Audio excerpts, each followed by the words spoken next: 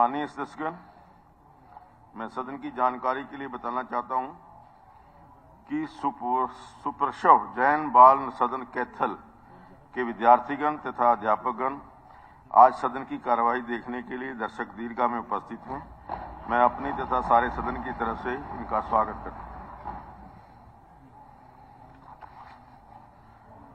माननीय सदस्यगण, अब माननीय वित्त मंत्री वर्ष 2024-25 के लिए बजट अनुमान प्रस्तुत करेंगे।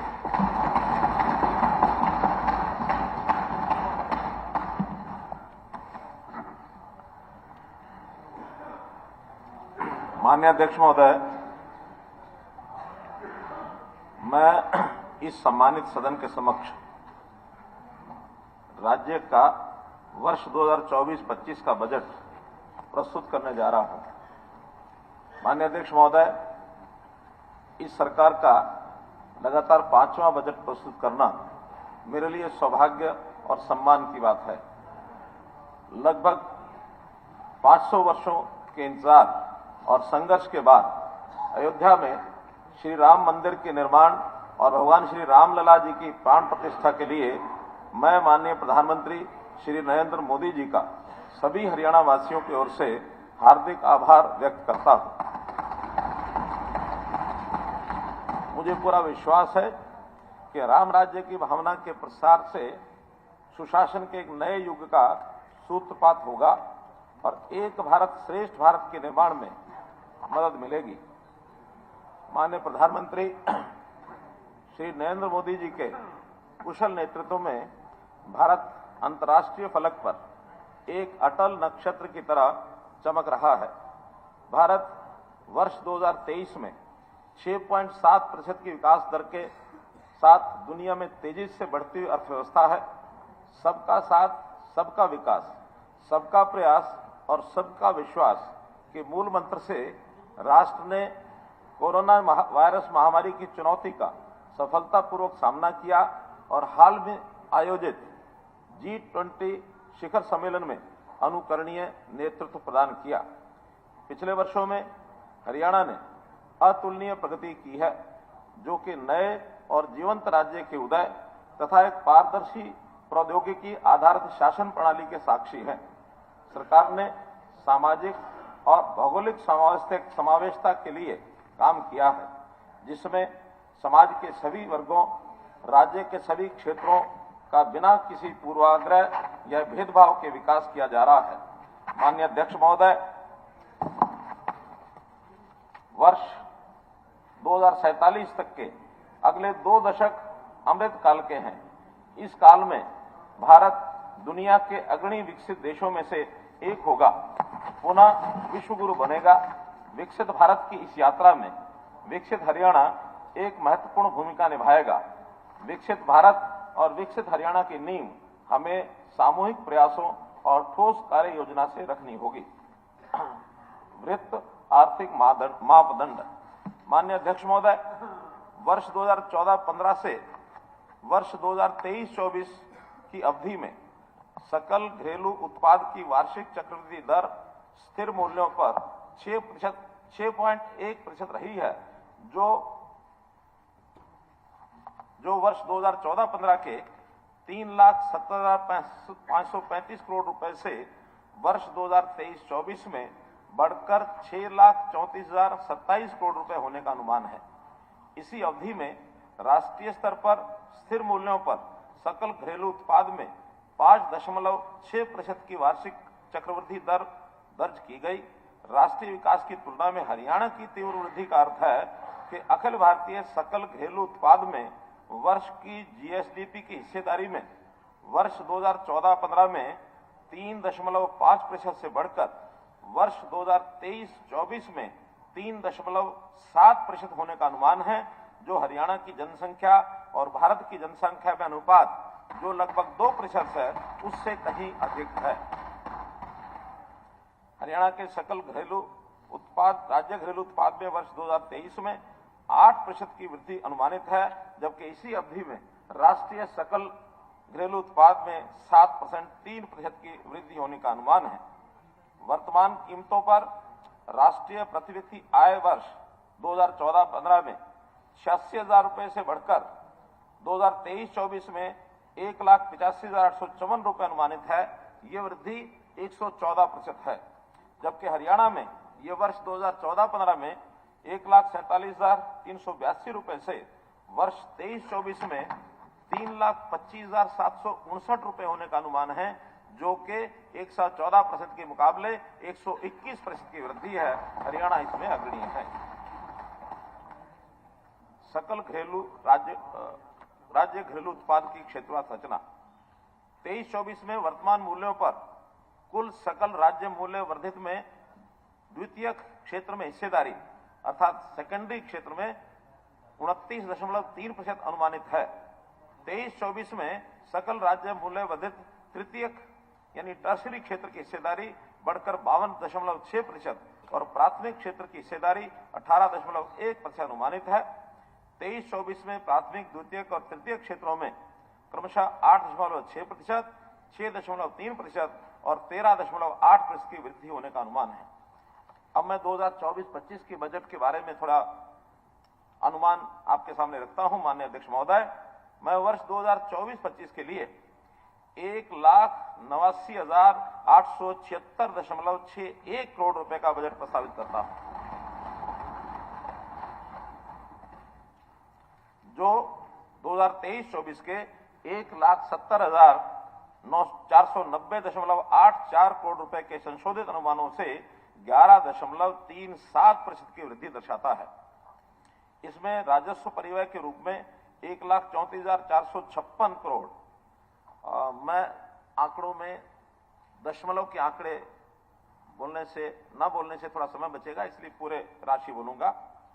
इसमें राजस्व परिव्यय के रूप में 1,34,456 करोड़ रुपए, पूंजीगत परिव्यय के रूप में 55,420 करोड़ रुपए शामिल हैं, जो कुल बजट का क्रमशः 70.81% और 29.19% है। इसके अलावा वर्ष 2024-25 में हमारे जो सार्वजनिक क्षेत्र के उपक्रम हैं, उनकी भी पूंजीगत बुनियादी ढांचे के निर्माण पर 8,119 करोड़ रुपए की राशि खर्च करने की योजना है। इसलिए कुल मिलाकर इस वर्ष का हमारा पूंजीगत परिव्यय 63,539 करोड़ रुपए होने का अनुमान है। बजट अनुमान 2024-25 में उत्साहजनक राजस्व प्राप्ति और अर्थव्यवस्था की वृद्धि के कारण मुझे कहते हुए खुशी हो रही है कि इस वर्ष के बजट में कोई नया कर प्रस्तावित नहीं है। 1,16,638 करोड़ रुपए की राजस्व प्राप्ति का अनुमान लगाया है, जिसमें 84,551 करोड़ रुपए का कर राजस्व और 9,243 करोड़ रुपए गैर कर राजस्व शामिल है।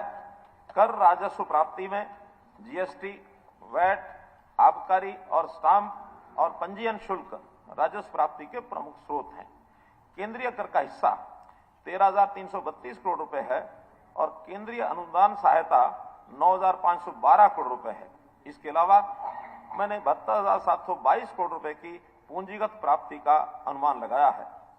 राजकोषीय मानक, माननीय अध्यक्ष महोदय, मुझे इस सम्मानित सदस्य को यह बताते हुए बड़ी खुशी हो रही है कि हम हमेशा राजकोषीय मानकों को विवेकपूर्ण मानकों के अंदर बनाए रखने में सफल रहे हैं।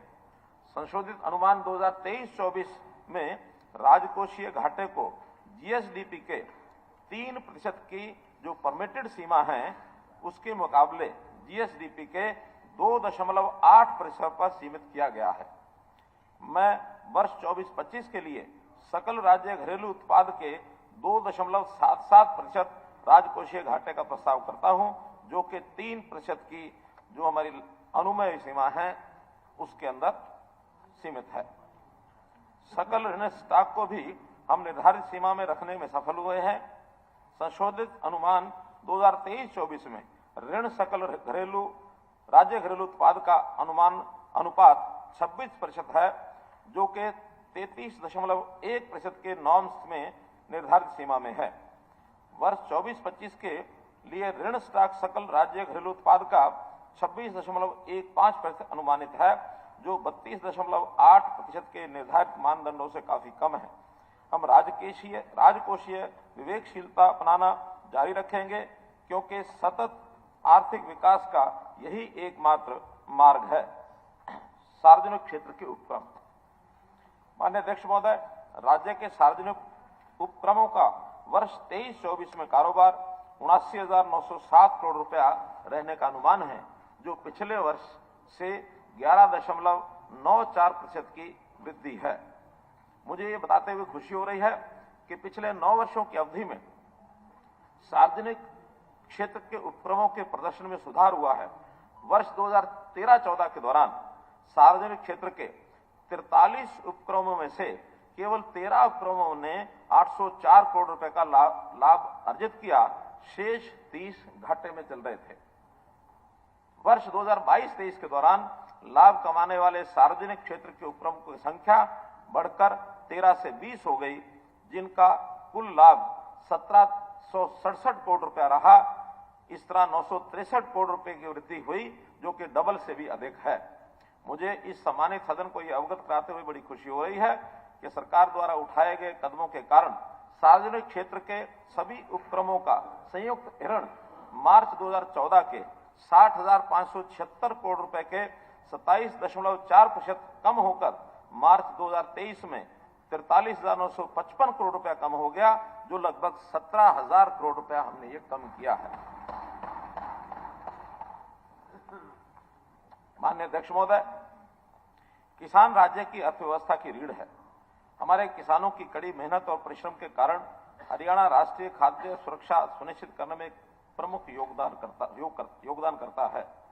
सरकार ने किसानों के लाभ के लिए कई कदम उठाए हैं, जिसके परिणाम स्वरूप 2023-24 में कृषि उत्पादन 8.1% की दर से बढ़ा है, जो कि देश में सर्वाधिक है। बीज, उर्वरक, बिजली जैसे इनपुट पर सब्सिडी और विभिन्न योजनाओं के तहत उत्पादन के लिए डीबीटी के माध्यम से सहायता प्रदान की जा रही है। मेरी फसल मेरा ब्यौरा के डिजिटल प्लेटफॉर्म को राज्य के किसानों द्वारा व्यापक रूप से अपनाया गया है।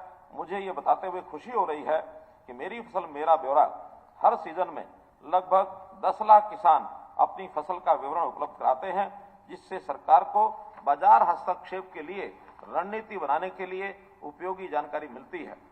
हरियाणा के किसानों को उनकी उपज के लिए सुरक्षित कवच प्रदान किया गया है, चाहे वह खरीद के रूप में हो, मूल्य समर्थन के रूप में हो या फसल क्षति के मुआवजे के रूप में हो। प्रचलित बाजार मूल्य और न्यूनतम समर्थन मूल्य के बीच के मूल्य के अंतर आधार पर सरकार ने न्यूनतम समर्थन मूल्य की पर सीधी खरीद या भावांतर भरपाई योजना के माध्यम से मूल्य अंतर के लिए सहायता प्रदान करने की रणनीति अपनाई है। पिछले 3 वर्षों में सरकार ने न्यूनतम समर्थन मूल्य यानी एमएसपी पर 14 फसलों की खरीद की है और इसका भुगतान सीधे किसानों के खाते में किया है। सरकार ने खरीफ और रबी सीजन में 2023 में 29,876 करोड़ रुपए का भुगतान सीधे किसानों के खाते में जमा किया है। भावांतर सहायता की 178 करोड़ रुपए की राशि सीधे किसानों के खातों में डाली गई है। सरकार राज्य के सभी किसानों को आश्वस्त करना चाहती है कि वह उनके योगदान को समझती है और हर समय उनके साथ खड़ी रहेगी। सरकार ने प्राकृतिक आपदा से फसलें नष्ट होने पर किसानों को अपने दावे दर्ज करवाने में सक्षम बनाने के लिए ई क्षतिपूर्ति के रूप में एक डिजिटल प्लेटफॉर्म उपलब्ध करवाया है। इससे सरकार किसानों को सीधे सहायता प्रदान करने में सक्षम हुई है, जबकि पूर्व में यह सहायता भूस्वामियों को दी जाती थी। ई क्षतिपूर्ति से शीघ्रता से सत्यापन होता है और दावे भी जल्दी मिलते हैं। वित्त वर्ष 2023-24 में मुआवजे के रूप में अब तक 297 करोड़ रुपए की राशि सीधे किसानों के खातों में जमा कराई जा गई है। वर्ष 2023-24 के दौरान 50,000 एकड़ लवणीय व जल भराव वाले क्षेत्र का सुधार करने का लक्ष्य निर्धारित किया गया था। सब सरफेस एवं वर्टिकल ड्रेनेज टेक्नोलॉजी का प्रयोग करके 52,695 एकड़ क्षेत्र का सुधार किया गया है और इस वर्ष कार्य पर 80 करोड़ 40 लाख रुपए की राशि खर्च की गई है।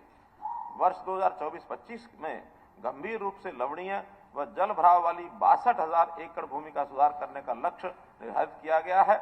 मुझे आशा है कि हरियाणा जल संसाधन प्राधिकरण द्वारा चिन्हित बेकार और जल भराव वाली भूमि का अगले 3 वर्षों में सुधार किया जाएगा और खेती के लिए उपलब्ध कराया जाएगा।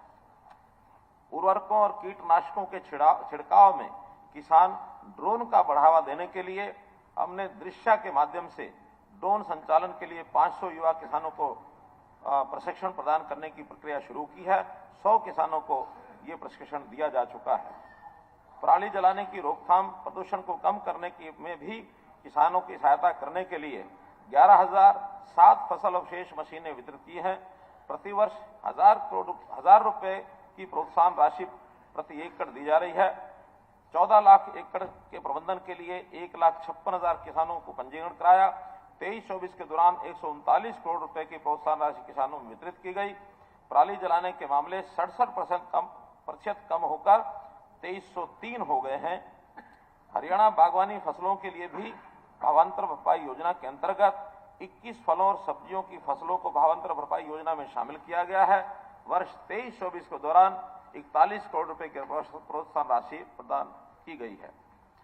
मैं संग्रह, संरक्षण, थीम पार्क, शैक्षिक प्रशिक्षण, जर्म प्लाज्म के लिए और स्थानीय आबादी के लिए प्रमुख आकर्षण और प्रमुखता के केंद्र के रूप में कार्य करने के लिए राज्य में 6 स्थानों पर 6 बोटानिकल गार्डन विकसित करने का प्रस्ताव करता हूं। 3 नए उत्कृष्टता केंद्र स्थापित किए जाएंगे। इसमें पंचकुला में कटाई उपरांत प्रबंधन के लिए, हांसी में स्वच्छ रोपण सामग्री के लिए, चीका में वर्टिकल फार्मिंग के लिए केंद्र स्थापित किए जाएंगे। माननीय अध्यक्ष महोदय, देश के 2.1% दुधारू पशु हरियाणा के हैं। देश के दूध उत्पादन में राज्य का योगदान 5.19% है। राज्य का प्रति व्यक्ति प्रतिदिन दूध उपलब्धता 1098 ग्राम है, जो राष्ट्रीय प्रति व्यक्ति प्रतिदिन औसत दूध उपलब्धता 459 ग्राम का लगभग 2.5 गुना है। पशुधन मालिकों को उनके घर द्वार पर पशु चिकित्सा सेवाएं उपलब्ध करवाने के लिए नए 8 राजकीय पशु अस्पताल और 18 नए राजकीय पशु औषधालय खोलने का प्रस्ताव है।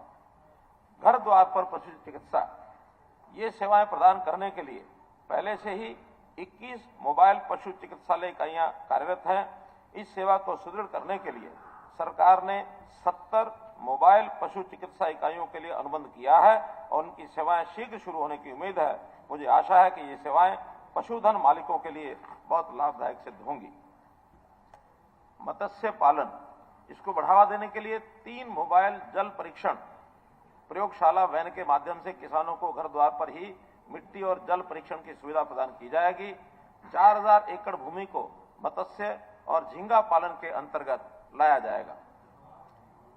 सहकारिता, अध्यक्ष महोदय, सरकार ने व्यापक बहुउद्देशीय गतिविधियां सहकारी समिति अर्थात सीएम पैक्स नामक एक नया सहकारी आंदोलन शुरू किया है, जो उद्यमिता और ग्रामीण विकास को बढ़ावा देगा। सीएम पैक्स में कृषि ऋण, फसल और खाद्य प्रसंस्करण, पैकेजिंग, विपणन, भंडारण, परिवहन, भंडारागार, बीमा और अन्य ग्रामीण आधारित सेवाओं सहित अन्य गतिविधियों की एक विस्तृत श्रृंखला शामिल होगी। मैं वित्त वर्ष 2024-25 में 500 नए सीएम पैक्स स्थापित करने का प्रस्ताव करता हूं। मुझे उम्मीद है कि सीएम पैक्स से ग्रामीण क्षेत्रों में समृद्धि के नए द्वार खुलेंगे और सहकारी आंदोलन को फलने फूलने के लिए एक मंच मिलेगा। अध्यक्ष महोदय, हमारी ये जो प्राथमिक ग्रामीण ऋषि समिति यानी पैक्स ऋण समितियां पैक्स के माध्यम से किसानों को ऋण दिए जाते हैं। मैं 30 सितंबर 2023 तक लिए गए फसली ऋण पर 31 मई 2024 तक मूलधन का भुगतान करने पर ब्याज व जुर्माने की माफी की घोषणा करता हूं।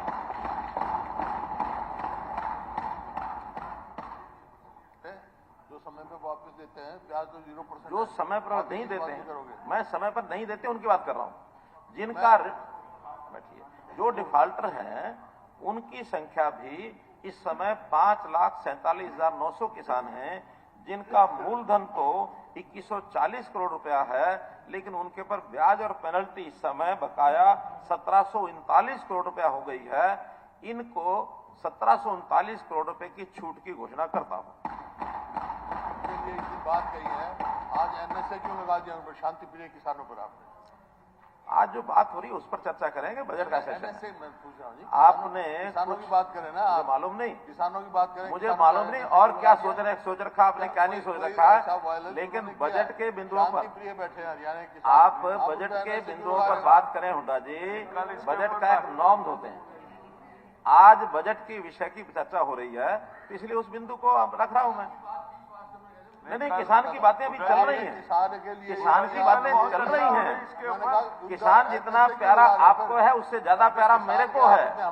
मैंने स्वयं अपने हाथ से हल भी चलाया है। मैं किसान हूँ, किसान का बेटा हूँ। आज भले ही छोटी किसानी मेरी होगी, मैं किसान हूँ, मैं किसान के दर्द को समझता हूँ, मैं किसान के दर्द को समझता हूँ। ऐसा है कि कल बहुत चर्चा हो ली, अविश्वास प्रस्ताव अच्छा, तो कल इसी पर अभी मैं एक योजना, एक किसान के हित में एक योजना बताई है, वो आपको या तो पच नहीं रही है या आपको मंजूर नहीं है। अपनी अच्छी योजनाओं की सराहना करना सीखें। मैं तो जो लोग ऐसे हैं जो समय पर भुगतान नहीं कर रहे हैं, और ये पहले भी हम लेके आए हैं, हम ये योजना पिछले 9 वर्ष में एक बार पहले भी लेके आए हैं, आज दोबारा से लेकर के आ रहे हैं कि ऐसे जो डिफॉल्टर किसान जो समय पर भुगतान नहीं कर सके, किन्हीं कारणों से भी नहीं कर सके होंगे, उनका साल के बाद अगर समय पर फसली भुगतान नहीं हुआ होता है तो उनको ऋण भी यानी ब्याज भी लगता है, जुर्माना भी लगता है। वो जुर्माना और ऋण जो है उसके किसानों की संख्या मैंने बता दी, 5,47,900 किसान हैं, और उनका जो कुल मूलधन की राशि 2140 करोड़ रुपया है, और उनके ऊपर ब्याज और जुर्माना 1739 करोड़ रुपया है। आज उनको दोबारा से ऋण लेने में कठिनाई आ रही है। अब हम स्कीम ला रहे हैं कि अगर ये 30 सितंबर 2023 तक का, यानी फसली ऋण जो पिछला लिया गया था, उस ऋण को यदि अगली फसल के समय 31 मई 2024 तक ये जमा करा करके अपने ब्याज और जो उनकी पेनल्टी है उसको माफ करा देंगे, उसके बाद ये दोबारा ऋण लेने के योग्य हो जाएंगे अगली फसल के लिए। एक मुख्यमंत्री जी, एक मिनट। माननीय सदस्यगण, आज सदन में श्री मनीष ग्रोवर, पूर्व मंत्री हरियाणा, अध्यक्ष दीर्घा में उपस्थित हैं। यह सदन उनका स्वागत करता है। मुझे यह बताते हुए भी खुशी हो रही है कि हैफेड ने निर्यात बाजार में सफलतापूर्वक प्रवेश कर लिया है। वर्ष 23-24 में 126 करोड़ रुपए मूल्य के 13,700 मीट्रिक टन बासमती चावल का निर्यात ऑर्डर ये मिले हैं। किसानों को मूल्य संवर्धन के माध्यम से सहायता करने के लिए रादौर में हल्दी तेल पैकिंग लाइन के साथ प्रतिदिन 3 मीट्रिक टन क्षमता का एक नया आधुनिक हल्दी संयंत्र ये स्थापित किया गया है। भारत सरकार की मेगा फूड पार्क स्कीम के तहत औद्योगिक मॉडल टाउनशिप में एक मेगा फूड पार्क ये स्थापित किया जा रहा है। मैं वर्ष 2024-25 के लिए कृषि एवं संबद्ध क्षेत्रों और सहकारिता के लिए 7,570 करोड़ रुपए को आवंटित करने का प्रस्ताव करता हूं, जो चालू वित्त वर्ष के 5,449 करोड़ रुपए के संशोधित अनुमान की तुलना में 38.9% की वृद्धि है इसे एक वर्ष में।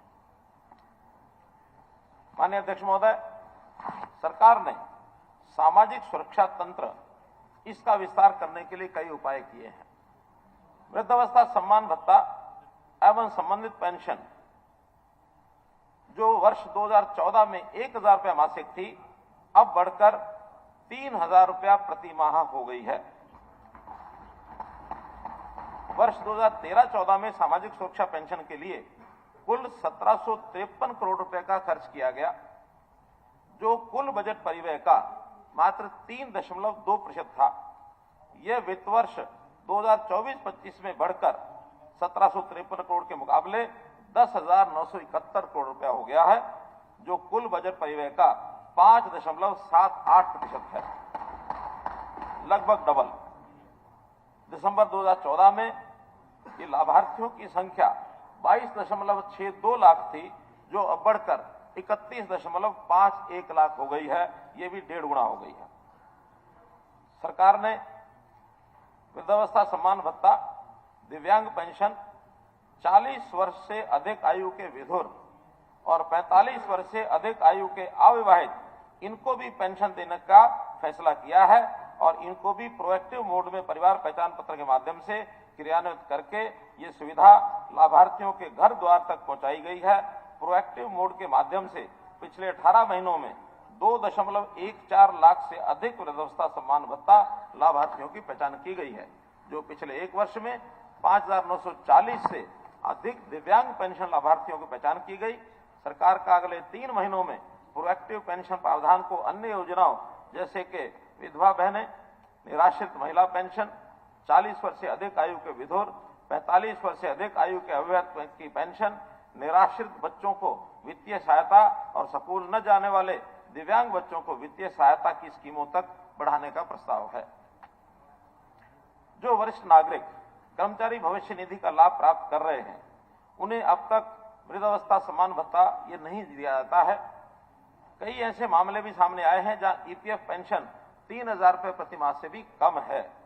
मैं ऐसे पेंशनधारियों को लाभ प्रदान करने के लिए वृद्धावस्था सम्मान भत्ता योजना में संशोधन करने का प्रस्ताव करता हूं, ताकि सरकार द्वारा दिए गए भत्ते और ईपीएफ पेंशन का कुल योग 3,000 रुपये प्रति माह या समय समय पर संशोधित वृद्धावस्था सम्मान भत्ते के बराबर हो जाए, ताकि वो कमी को पूरा कर दिया जाए। माननीय अध्यक्ष महोदय, पिछले साल मैंने अपने बजट भाषण में घोषणा की थी कि भविष्य में दिव्यांग बच्चों के स्कूल सीधे सरकार द्वारा संचालित किए जाएंगे, ताकि ऐसे बच्चों की उचित शिक्षा और देखभाल सुनिश्चित की जा सके। मुझे बताते हुए खुशी हो रही है कि 7 स्कूलों के लिए ये प्रक्रिया शुरू कर दी गई है। गरीब परिवारों के 6 वर्ष से 60 वर्ष की आयु के सदस्य की मृत्यु होने पर दयालु योजना के अंतर्गत वित्तीय सहायता प्रदान करने के लिए परिवार पहचान पत्र के आंकड़ों के आधार पर क्रियान्वित की जा रही है। योजना के शुभारंभ के बाद वित्त वर्ष 23-24 में अब तक 8,067 लाभार्थी परिवारों को 310 करोड़ रुपए की वित्तीय सहायता प्रदान की गई है। माननीय अध्यक्ष महोदय, हमने एक योजना डिफॉल्ट वाले बिजली उपभोक्ता इनके लिए शुरू की थी, जिसमें डिफॉल्ट करने वाले सबसे गरीब परिवार डिफॉल्ट राशि की छूट के पात्र होंगे, जिनकी परिवार पहचान पत्र में सत्यापित आय 1 लाख रुपया प्रति वर्ष तक है। जो डिस्कॉम के घरेलू उपभोक्ता हैं या थे, जिनकी बिजली की औसत मासिक आय पिछले 12 महीनों में 150 यूनिट प्रति माह तक है, वे 2 या अधिक बिलिंग चक्रों के लिए डिफॉल्टर हैं। इस योजना के तहत जनवरी 24 तक 15,476 उपभोक्ताओं को लाभ मिला है, जिनकी कुल 74 करोड़ रुपए की राशि माफ की गई है। सरकार ने सबसे गरीब परिवारों के आय को कम से कम 1,80,000 रुपए प्रतिशत करने के उद्देश्य से मुख्यमंत्री अंत्योदय परिवार उत्थान योजना ये शुरू की गई है। मेले लगाए गए, इसमें 89,000 आवेदन विभागों द्वारा प्रेषित किए गए, 50,000 से अधिक ऋण बैंकों द्वारा स्वीकृत किए गए हैं, जिसमें से 38,568 ऋण ये वितरित किए जा चुके हैं। रोजगार को बढ़ावा देने के लिए हरियाणा कृषि उद्योग निगम द्वारा हरित स्टोर नामक खुदरा दुकानों के रूप में एक अनूठी पहल शुरू की गई है। वर्तमान में 1,050 खुदरा दुकानें खोली गई हैं। 686 दुकानें सरकार द्वारा किए गए मुद्रा ऋण से संचालित की जा रही हैं। 396 गरीबी रेखा से नीचे के परिवारों के युवा हैं। हरियाणा भर में हरित स्टोर के माध्यम से कुल 435 करोड़ रुपए का राजस्व अर्जित हुआ है। इन स्टोर्स को संचालित करने वाले युवाओं को आय का एक स्थायी स्रोत मिला है। मैं वर्ष 2024 में इसके अतिरिक्त 1,000 नए हरित स्टोर खोलने का प्रस्ताव करता हूं। हरियाणा अंत्योदय परिवहन योजना, एब्रीवेशन में इसका नाम रखा है हैप्पी, की घोषणा करते हुए खुशी हो रही है, जिसमें गरीब परिवारों को हरियाणा रोडवेज की बसों में सालाना 1,000 किलोमीटर तक मुफ्त यात्रा का लाभ दिया जाएगा। इस योजना के तहत मुफ्त यात्रा का लाभ 1 लाख रुपए तक की वार्षिक आय वाले 22.89 लाख परिवारों को मिलेगा, जिनमें लगभग 84 लाख लोग शामिल हैं। लाभार्थियों को हरियाणा रोडवेज बसों में मुफ्त यात्रा करने के लिए ई टिकटिंग प्रणाली से जुड़ा एक स्मार्ट कार्ड जारी किया जाएगा। इस योजना पर लगभग 600 करोड़ रुपया खर्च होने का अनुमान है। चिरायु आयुष्मान भारत प्रधानमंत्री जन आरोग्य योजना का लाभ नवंबर 2022 में गरीबी रेखा से नीचे के सभी परिवारों को प्रदान किया गया है, जिनकी परिवार पहचान पत्र में सत्यापित वार्षिक आय 1.8 लाख रुपए तक है। वर्तमान में 45 लाख से अधिक परिवार आयुष्मान भारत के लाभार्थी हैं। 1.11 करोड़ आयुष्मान भारत कार्ड उपलब्ध करवाए गए हैं। 22-23 में 2.67 लाख लाभार्थियों को 385 करोड़ रुपए की सहायता ये प्रदान की गई थी। वर्ष 23-24 में अब तक 5.21 लाख से अधिक व्यक्तियों को 765 करोड़ रुपए की वित्तीय सहायता प्रदान की गई है। मुझे यकीन है कि सरकार द्वारा उठाया गया कदम सभी गरीब परिवारों के साथ खड़े रहने की अपनी प्रतिबद्धता को दोहराता है और जरूरत के समय उनके स्वास्थ्य की देखभाल का पूरा खर्च ये सरकार पूरा करेगी। माननीय अध्यक्ष महोदय, प्रधानमंत्री जी ने अयोध्या में पवित्र मंदिर में श्री रामलला की प्राण प्रतिष्ठा के दिन ही 22 जनवरी 2024 को प्रधानमंत्री सूर्योदय योजना शुरू की, जिसके तहत मध्यम वर्ग और गरीब परिवार के लोगों के घरों की छतों पर रूफटॉप सौर पैनल स्थापित किए जाएंगे। इससे ये वर्ग पर्याप्त बिजली पैदा करके बिजली के उत्पादन और उपयोगकर्ता दोनों बनेंगे। इनका बिजली का बिल कम होगा। केंद्र सरकार द्वारा 2 किलोवाट के पैनल के लिए 60,000 रुपए की सब्सिडी ये प्रदान की जाएगी। मैं ऐसे 1 लाख गरीब परिवार जिनकी औसत मासिक बिजली खपत 200 यूनिट तक है और जिनकी परिवार पहचान पत्र में वार्षिक आय 1.8 लाख रुपए तक है के लिए 50,000 रुपए तक की अतिरिक्त सहायता योजना शुरू करने का प्रस्ताव करता हूं। इससे गरीब परिवार पीएम सूर्योदय योजना का लाभ उठा सकेंगे, अपनी घरेलू जरूरतों के लिए बिजली का उपयोग कर सकेंगे और बिजली वितरण कंपनियों को बिजली की आपूर्ति करने वाले उत्पादक भी बन सकेंगे। योजना का विवरण बाद में अधिसूचित किया जाएगा। मैं वर्ष 2024-25 के बजट में सेवा क्षेत्र के लिए 11,939 करोड़ रुपए आवंटित करने का प्रस्ताव करता हूं, जो चालू वित्त वर्ष से 13.5% की वृद्धि करके 10,521 करोड़ रुपए बजट का अनुमान पिछले वर्ष था, उसमें 13.5% की वृद्धि की जाती है। युवा सशक्तिकरण।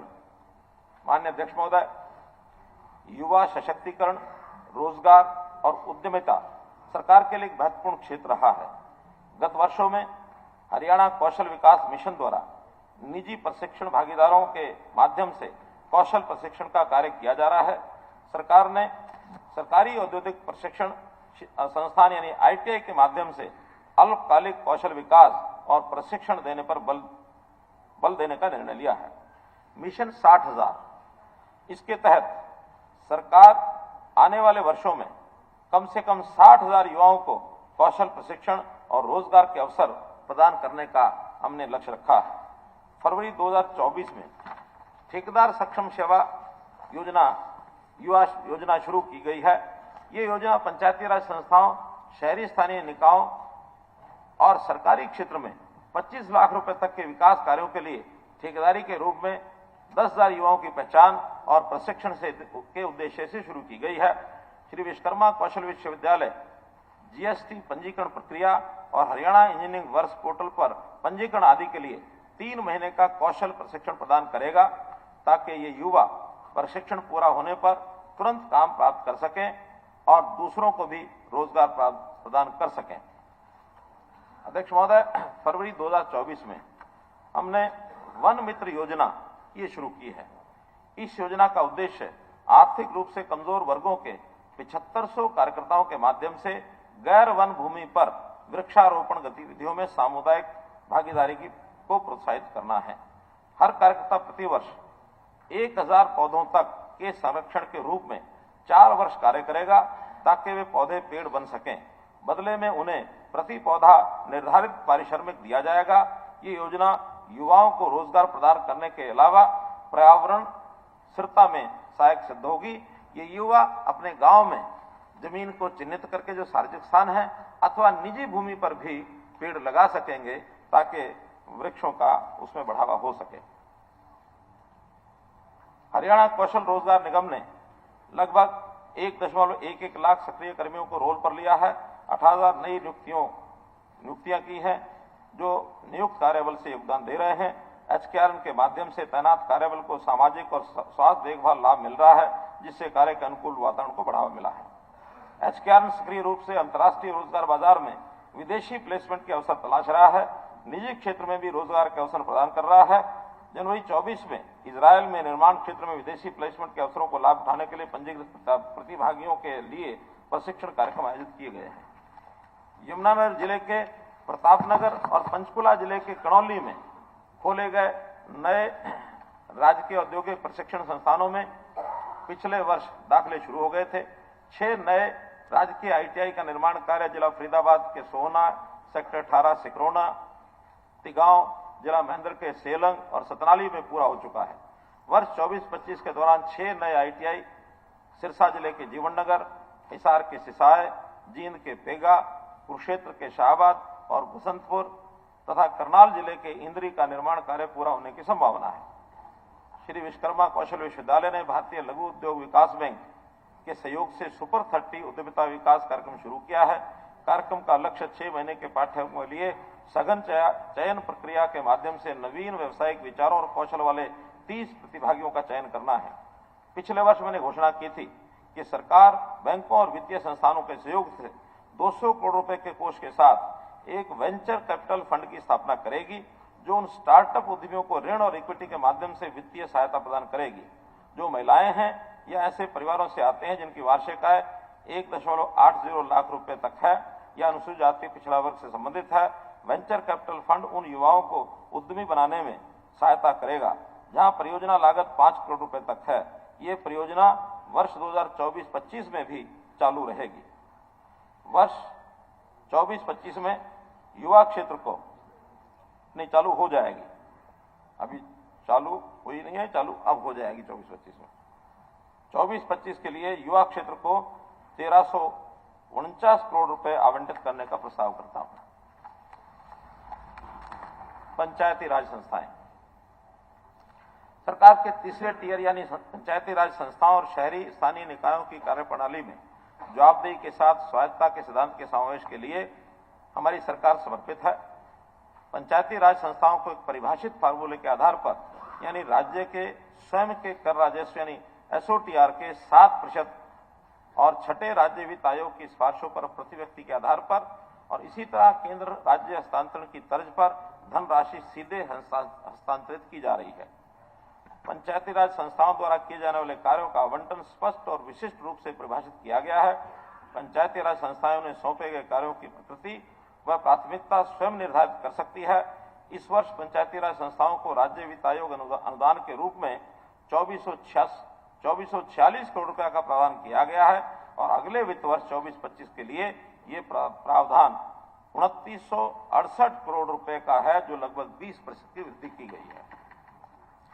जिला परिषदों के 699 पद सृजित करके एक समर्पित इंजीनियरिंग विंग की स्थापना की गई है ताकि वे ग्रामीण बुनियादी ढांचे के रखरखाव के लिए अतिरिक्त जिम्मेदारियां संभाल सकें।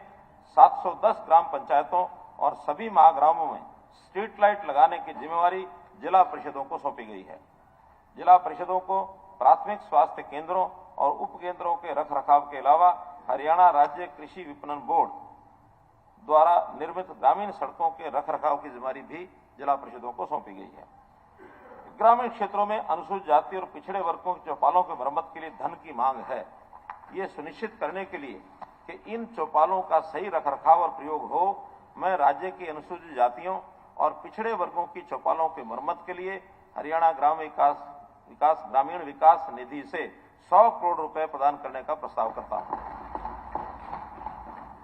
इन चौपालों की मरम्मत की मांग ग्राम पंचायतों द्वारा ग्राम दर्शन पोर्टल पर अपलोड की जा सकती है या जनसंवाद कार्यक्रम में उठाई जा सकती है। 59 ग्रामीण प्रशासन में पंचायती राज संस्थाओं के निर्वाचन प्रतिनिधियों द्वारा निभाई गई महत्वपूर्ण भूमिका को सम्मान देते हुए सरकार ने उनके मानदेय में वृद्धि की है। मानदेय को निर्वाचित प्रतिनिधियों के बैंक खातों में सीधे जमा करवाने का एक महत्वपूर्ण कदम उठाया गया है। माननीय अध्यक्ष महोदय, ग्रामीण क्षेत्रों में ठोस अपशिष्ट प्रबंधन एक बड़ी चुनौती बन गया है। सरकार ने 10,000 और इससे अधिक की आबादी वाले सभी महाग्रामों की ग्राम पंचायतों के लिए हापर टिपर डंपरों की खरीद शुरू कर दी है। इन्हें ड्राइवर कम वेस्ट कलेक्टर उपलब्ध करवा रही है।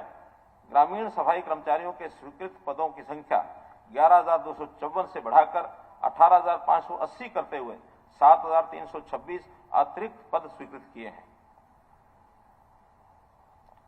संग्रहण के बाद ठोस अपशिष्ट के उचित प्रबंधन के लिए 10,000 उससे अधिक आबादी वाले सभी महाग्रामों की ग्राम पंचायतों में अपशिष्ट प्रबंधन शेड का निर्माण किया जा रहा है। मुझे उम्मीद है कि ग्रामीण क्षेत्रों में ठोस अपशिष्ट प्रबंधन की संगठित और संस्थागत प्रणाली से गांव स्वच्छ होंगे।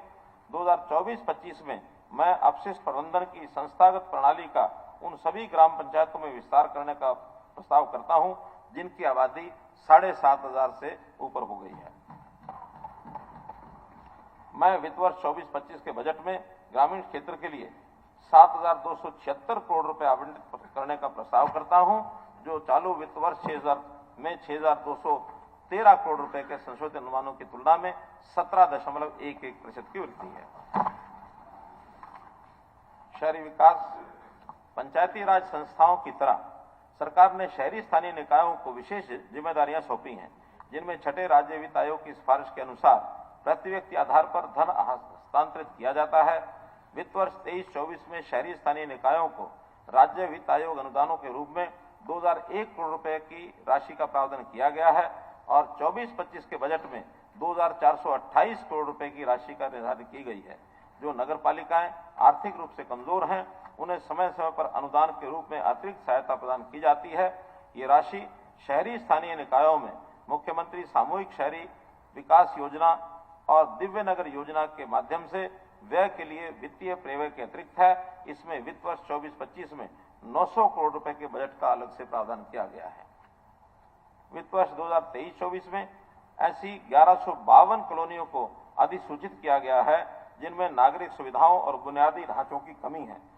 मुझे ये बताते हुए खुशी हो रही है कि नई नियमित की गई कॉलोनियों के विकास को गति देने के लिए 430 करोड़ रुपए के विकास कार्यों की पहले मंजूरी दे दी गई है और वर्ष 24-25 में विकास कार्यों में और तेजी आएगी।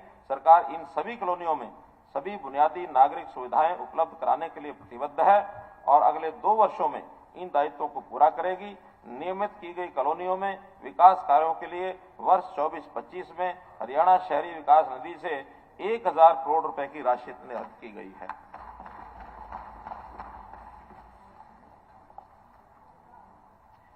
पीएम स्वामित्व योजना की तर्ज पर मैं नगर पालिकाओं में शामिल किए गए गांव की आबादी देय में संपत्तियों के मालिकों को संपत्ति प्रमाण पत्र प्रदान करने के लिए शहरी स्वामित्व योजना शुरू करने का प्रस्ताव करता हूं।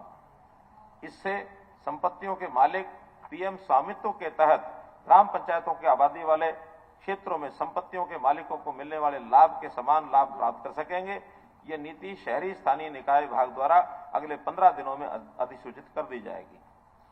शहरी क्षेत्रों में विकास प्रक्रिया को आगे बढ़ाने के लिए सरकार दिव्य नगर योजना के तहत राज्य के सभी बड़े शहरों में 500 से 1000 व्यक्तियों की क्षमता वाले सभागारों का निर्माण करने का प्रस्ताव करती है। गुरुग्राम और फरीदाबाद में 2-2 और अन्य सभी 9 नगर निगमों तथा 12 नगर परिषदों के जिला मुख्यालयों पर एक सभागार ऑडिटोरियम ये बनाए जाएंगे। सरकार प्रत्येक जिला मुख्यालय पर एक सार्वजनिक पुस्तकालय स्थापित करने का प्रस्ताव करती है। सूचना जनसंपर्क भाषा एवं संस्कृति विभाग और शहरी स्थानीय निकाय विभाग द्वारा स्थानीय नगर पालिका के सहयोग से इन सार्वजनिक पुस्तकालयों की स्थापना का कार्य किया जाएगा। नगर एवं ग्राम आयोजना टाउन कंट्री प्लानिंग बाहरी विकास शुल्क यानी ईडीसी की पुरानी लंबित देय राशियों की वसूली के लिए विवादों का समाधान योजना शुरू की गई थी। यह योजना अत्यंत सफल रही है। इसमें 286 लाइसेंस धारकों ने 31 जनवरी 2024 तक 2,666 करोड़ रुपए की राशि जमा करवाई है। मैं इस योजना को 30 सितंबर 2024 तक आगे बढ़ाने का प्रस्ताव करता हूं ताकि शेष लाइसेंसधारी भी योजना का लाभ उठा सकें। महानगर विकास प्राधिकरण की स्थापना की शुरुआत गुरुग्राम में जीएमडीए से शुरू की गई थी। इसके बाद 3 ऐसे अन्य प्राधिकरण फरीदाबाद एफएमडीए, पंचकुला पीएमडीए और सोनीपत एसएमडीए स्थापित किए गए हैं।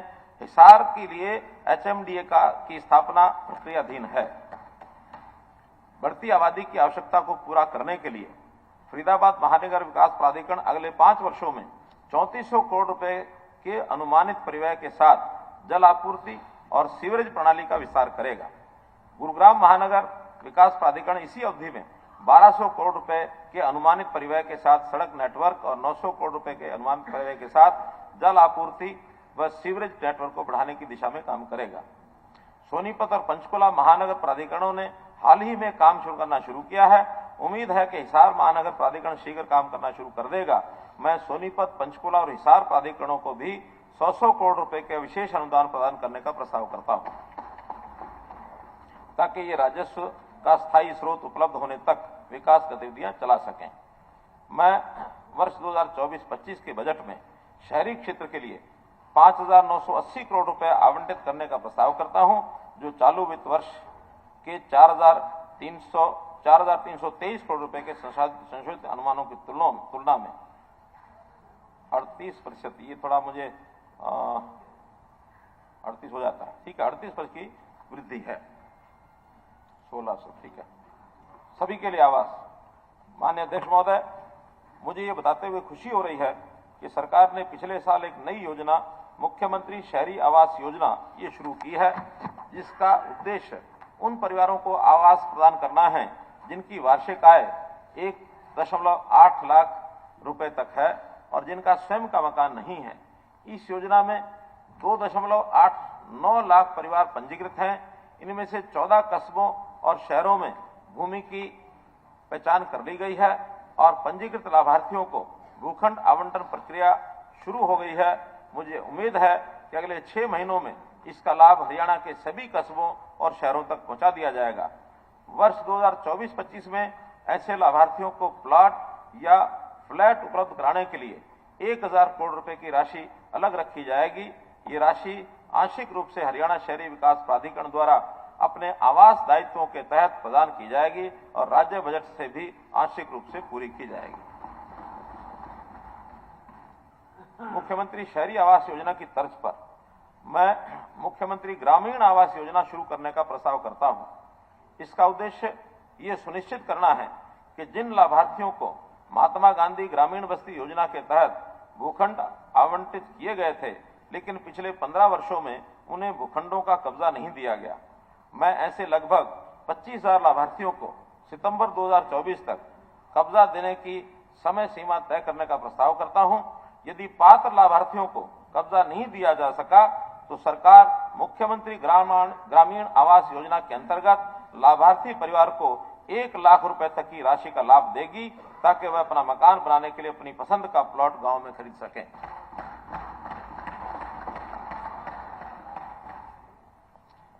प्रधानमंत्री आवास योजना ग्रामीण के तहत 29,000 के लगभग मकानों का लक्ष्य, ये 1154 मकान निर्माणाधीन है, इसको लेकर के सब पूर्ण हो जाएगा। लाभार्थियों को 389 करोड़ रुपए की वित्तीय सहायता ये वितरित की गई है।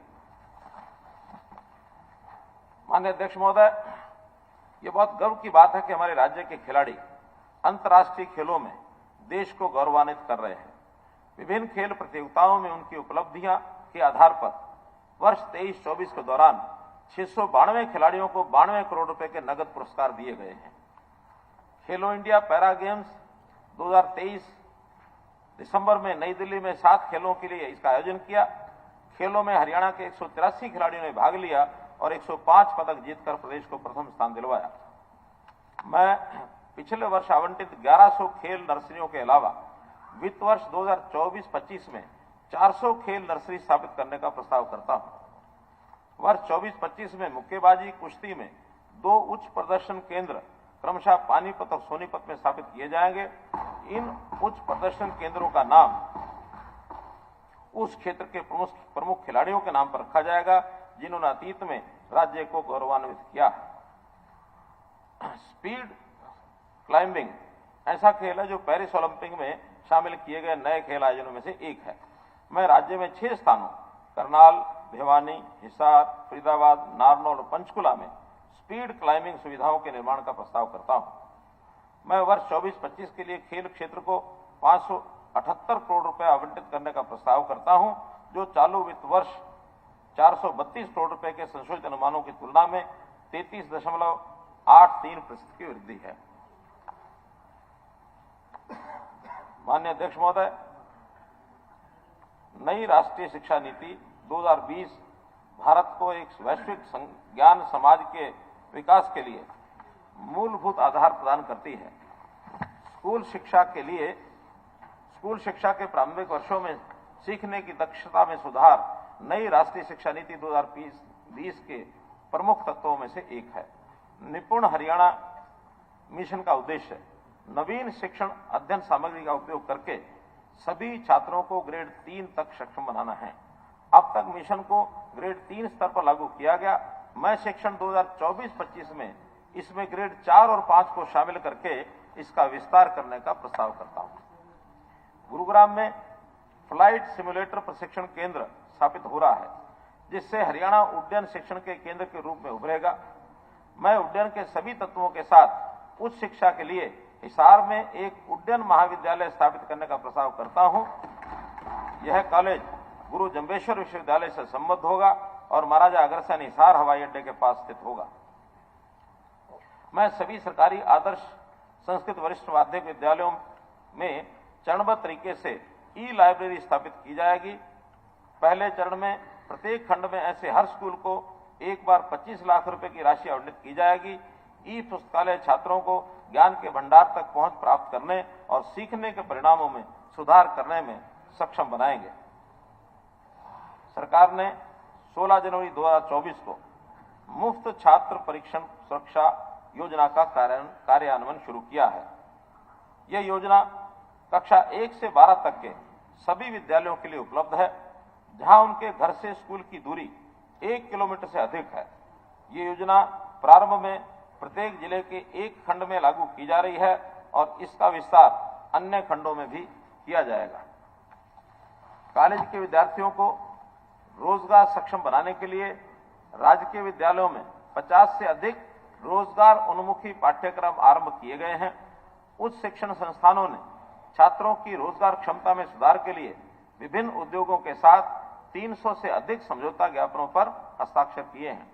माननीय अध्यक्ष महोदय, सरकार का प्रस्ताव है कि महाविद्यालयों, बहुतकनीकियों और औद्योगिक प्रशिक्षण संस्थानों सहित सभी संस्थानों में सौर ऊर्जा आपूर्ति की जाएगी। मैं वित्त वर्ष 2024-25 के लिए शिक्षा क्षेत्र को 21,187 करोड़ रुपए आवंटित करने का प्रस्ताव करता हूं, जो चालू वर्ष के 18,344 करोड़ रुपए के संशोधित अनुमानों की तुलना में 15.49% की वृद्धि है। माननीय अध्यक्ष महोदय, निरोगी हरियाणा योजना, इसके अंतर्गत अंत्योदय परिवारों के 46 लाख लाभार्थियों के स्वास्थ्य की जांच की गई और 2.56 करोड़ लैब टेस्ट किए गए हैं।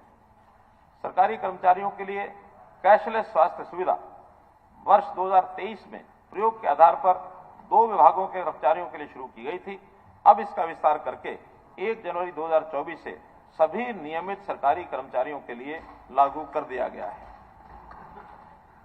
योजना का मुख्य उद्देश्य कर्मचारियों की जेब पर स्वास्थ्य देखभाल के व्यय का भार कम करना है। इसके लिए अब तक 556 सूचीबद्ध अस्पतालों को शामिल किया गया है और 1340 उपचार पैकेजों को इस योजना के पोर्टल पर एकीकृत किया गया है।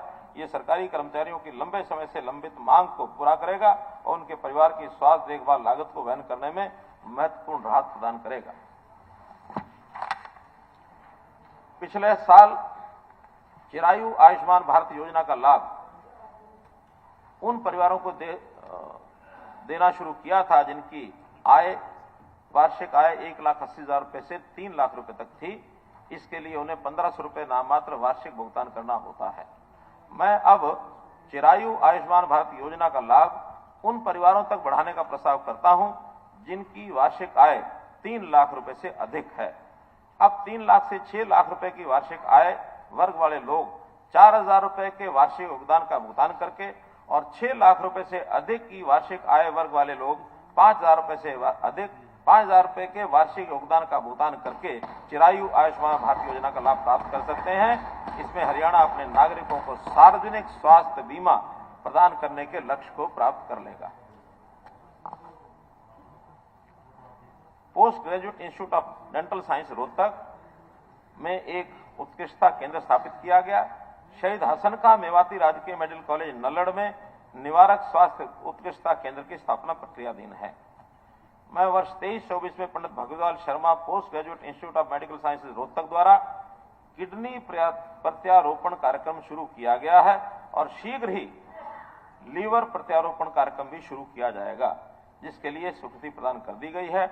इससे अंग प्रत्यारोपण का इंतजार कर रहे हरियाणा के मरीजों को लाभ मिलेगा।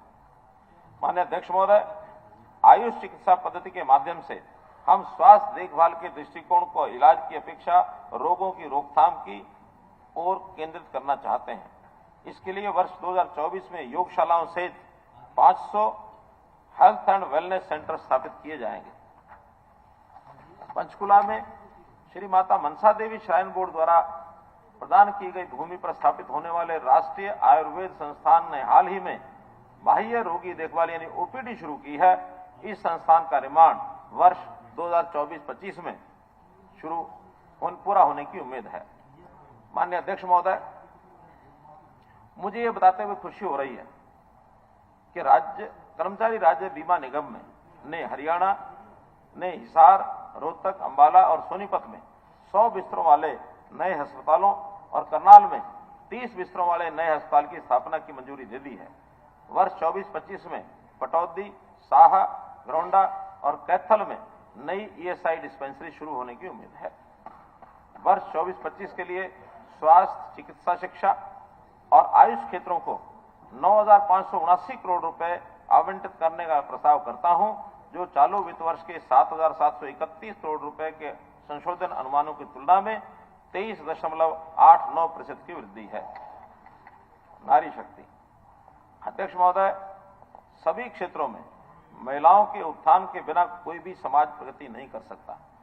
हरियाणा की महिलाओं ने खेल और लोक प्रशासन में अत्यधिक योगदान दिया है। ड्रोन पायलट प्रशिक्षण करनाल में drone imaging and information service of Haryana that is Drishya के माध्यम से प्रदान किया जाता है।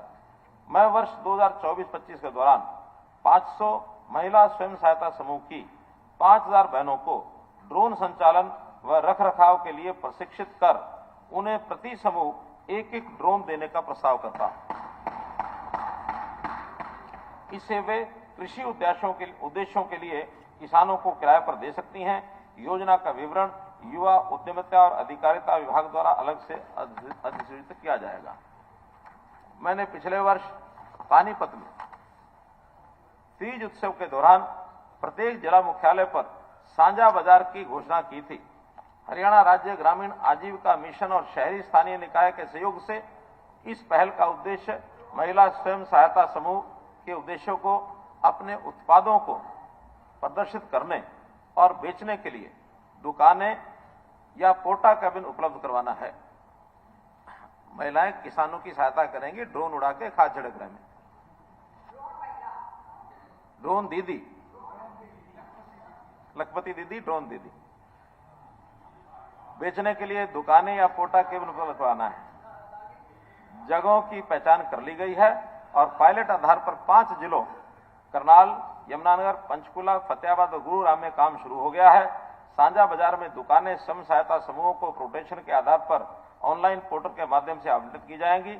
साझा बाजार स्वयं सहायता समूहों को अपनी उपज का विपणन करने, अपने उत्पाद का विपणन करने और आजीविका कमाने के लिए एक मंच प्रदान करेगा। हरियाणा राज्य ग्रामीण आजीविका मिशन के तहत 58,797 स्वयं सहायता समूहों का गठन किया गया है, जिनमें 6.04 लाख महिलाओं को हस्तशिल्प, परिधान, खाद्य पदार्थों और अन्य विभिन्न गतिविधियों में शामिल किया गया है। ये पहल स्थानीय उद्यमियों की सहायता करती है और समुदायों के भीतर स्थायी आजीविका को बढ़ावा देती है। 2 लाख महिलाओं को उच्च आय स्तर पर लाकर उन्हें लखपति दीदी बनाने का प्रस्ताव है। ड्रोन भी, लखपति, ड्रोन दीदी, महिलाओं के लिए तो बहुत कुछ हो रहा है। सरकार द्वारा राशन की उचित मूल्यों की दुकानों में महिला आवेदकों के लिए 33% आरक्षण का प्रावधान किया गया है। इसमें एसिड हमले की शिकार महिलाओं और विधवाओं को प्राथमिकता दी जाएगी। आवेदन मांगकर 3,224 उचित मूल्यों की दुकानों के आवंटन की प्रक्रिया शुरू हो गई है। बाल विकास। सरकार बच्चों में कुपोषण को कम करने और उनकी वृद्धि व विकास के लिए संस्थागत तंत्र को मजबूत करने हेतु प्रतिबद्ध है। वर्ष 23-24 में मैंने अगले 3 वर्षों में 6 वर्ष तक आयु वर्ग के बच्चों में बौनेपन, कद के अनुपात में वजन न होने और कम वजन की घटनाओं को 50% तक कम करने का लक्ष्य रखा था। राष्ट्रीय परिवार सर्वेक्षण डाटा में दर्शाया गया है कि हरियाणा में 5 वर्ष तक की आयु वर्ग में 27.5% बच्चे बौने, 11.5% बच्चे कद के अनुपात में वजन न होने और 21.5% बच्चे कम वजन के पाए गए हैं। इसके कारण की रणनीति के हिस्से के रूप में और कुपोषण को समाप्त करने के लिए पिछले साल बाल संवर्धन पोर्टल लॉन्च किया गया, जिसमें 21 लाख बच्चों में से 13.73 लाख बच्चों की मैपिंग की गई है। आपकी बेटी हमारी बेटी लड़कियों के लिए बनाई गई ऐसी योजना है जो बेटी बचाओ बेटी पढ़ाओ की उपलब्धियों में मदद करती है। मैं इस योजना को परिवार पहचान पत्र के आंकड़ों के आधार पर प्रोएक्टिव मोड में लागू करने का प्रस्ताव करता हूं। इससे सरकार सीधे लाभार्थी परिवार तक पहुंच सकेगी और समय पर जीवन बीमा निगम में लाभ जमा करवाना सुनिश्चित कर सकेगी। वित्त वर्ष 2024-25 के बजट में महिला बाल कल्याण क्षेत्र के लिए 1938 करोड़ रुपए आवंटित करने का प्रस्ताव करता हूं, जो चालू वित्त वर्ष 1592 करोड़ रुपए के संशोधित अनुमानों की तुलना में 21.71% की वृद्धि है। खाद्य नागरिक आपूर्ति। माननीय अध्यक्ष महोदय, प्रधानमंत्री गरीब कल्याण कार्यक्रम के तहत लाभार्थी परिवारों को निःशुल्क खाद्यान्न उपलब्ध करवाया जाता है। पीडीएस के तहत लाभार्थी परिवारों की संख्या दिसंबर 2022 में 26 लाख थी, जो अब बढ़कर 44 लाख से अधिक हो गई है। परिवारों के लिए नए राशन कार्ड बनाने की प्रक्रिया को परिवार पहचान पत्र से जोड़ करके स्वचालित और सक्रिय बना दिया गया है। हरियाणा भवन एवं अन्य सनिर्माण श्रमिक कल्याण बोर्ड वित्त वर्ष 2023-24 के दौरान 85,000 लाभार्थियों के लिए 250 करोड़ रुपए खर्च किए गए। हाल ही में ई-रुपए के माध्यम से पंजीकृत निर्माण श्रमिकों की बेटियों के लिए 50,000 रुपया वित्तीय सहायता, इलेक्ट्रॉनिक स्कूटर की वास्तविक एक्स शोरूम कीमत जो भी कम हो पर इलेक्ट्रिक स्कूटर उपलब्ध कराने की योजना शुरू की है। इससे निर्माण श्रमिकों की बेटियों को उच्चतर शिक्षा के बेहतर अवसर प्राप्त होंगे। इसी प्रकार की एक योजना उबर, जोमेटो जैसे ऑनलाइन एग्रीगेटर के लिए वस्तुओं और सेवाओं को घर द्वार पर डिलीवरी प्रदान करने वाले गिग वर्कर सेवा क्षेत्र के एक महत्वपूर्ण तत्व के रूप में उभरे हैं। ये आमतौर पर समाज के सबसे गरीब तबके से होते हैं। मैं एक ऐसी योजना शुरू करने का प्रस्ताव करता हूं जिसमें गिग वर्कर को इलेक्ट्रिक स्कूटर खरीदने के लिए बिना किसी ब्याज के क्रेडिट गारंटी के साथ 45,000 रुपए की राशि या इलेक्ट्रिक स्कूटर की वास्तविक एक्स शोरूम कीमत जो भी कम हो के लिए ऋण के साथ 5,000 रुपए की सब्सिडी प्रदान की जाएगी। इसके लिए गिग वर्कर का परिवार पहचान पत्र तथा ई श्रम पर पंजीकृत होना अनिवार्य है। वह ऐसे परिवारों से हो जिनकी वार्षिक आय 1,80,000 रुपए तक है। योजना का विवरण श्रम विभाग द्वारा अधिसूचित किया जाएगा। मैं वित्त वर्ष 24-25 के बजट में श्रम क्षेत्र के लिए 92.83 करोड़ रुपए आवंटित करने का प्रस्ताव करता हूं, जो चालू वर्ष के 86.71 करोड़ के संशोधित अनुमानों की तुलना में 7% की वृद्धि है। सैनिक अर्धसैनिक। हरियाणा रक्षा सेवाओं और केंद्रीय सशस्त्र बलों सीएपीएफ में अपना भारी योगदान देकर राष्ट्र सेवा में सभी राज्यों में अग्रणी है। सरकार रक्षा, पूर्व सैनिक और सीएपीएफ कर्मियों को उनकी सेवाओं और उनके द्वारा किए गए सर्वोच्च बलिदानों का सम्मान करते हुए उन्हें अनेक लाभ प्रदान करती है। मैं युद्ध में शहीद हुए सैनिकों के परिजनों के लिए दी जा रही 50 लाख रुपए की अनुग्रह राशि को बढ़ाकर 1 करोड़ रुपए करने का प्रस्ताव करता हूं। चाहे वे किसी भी रक्षक सेवा या केंद्रीय सशस्त्र पुलिस बल के हों, हरियाणा के वासी हों।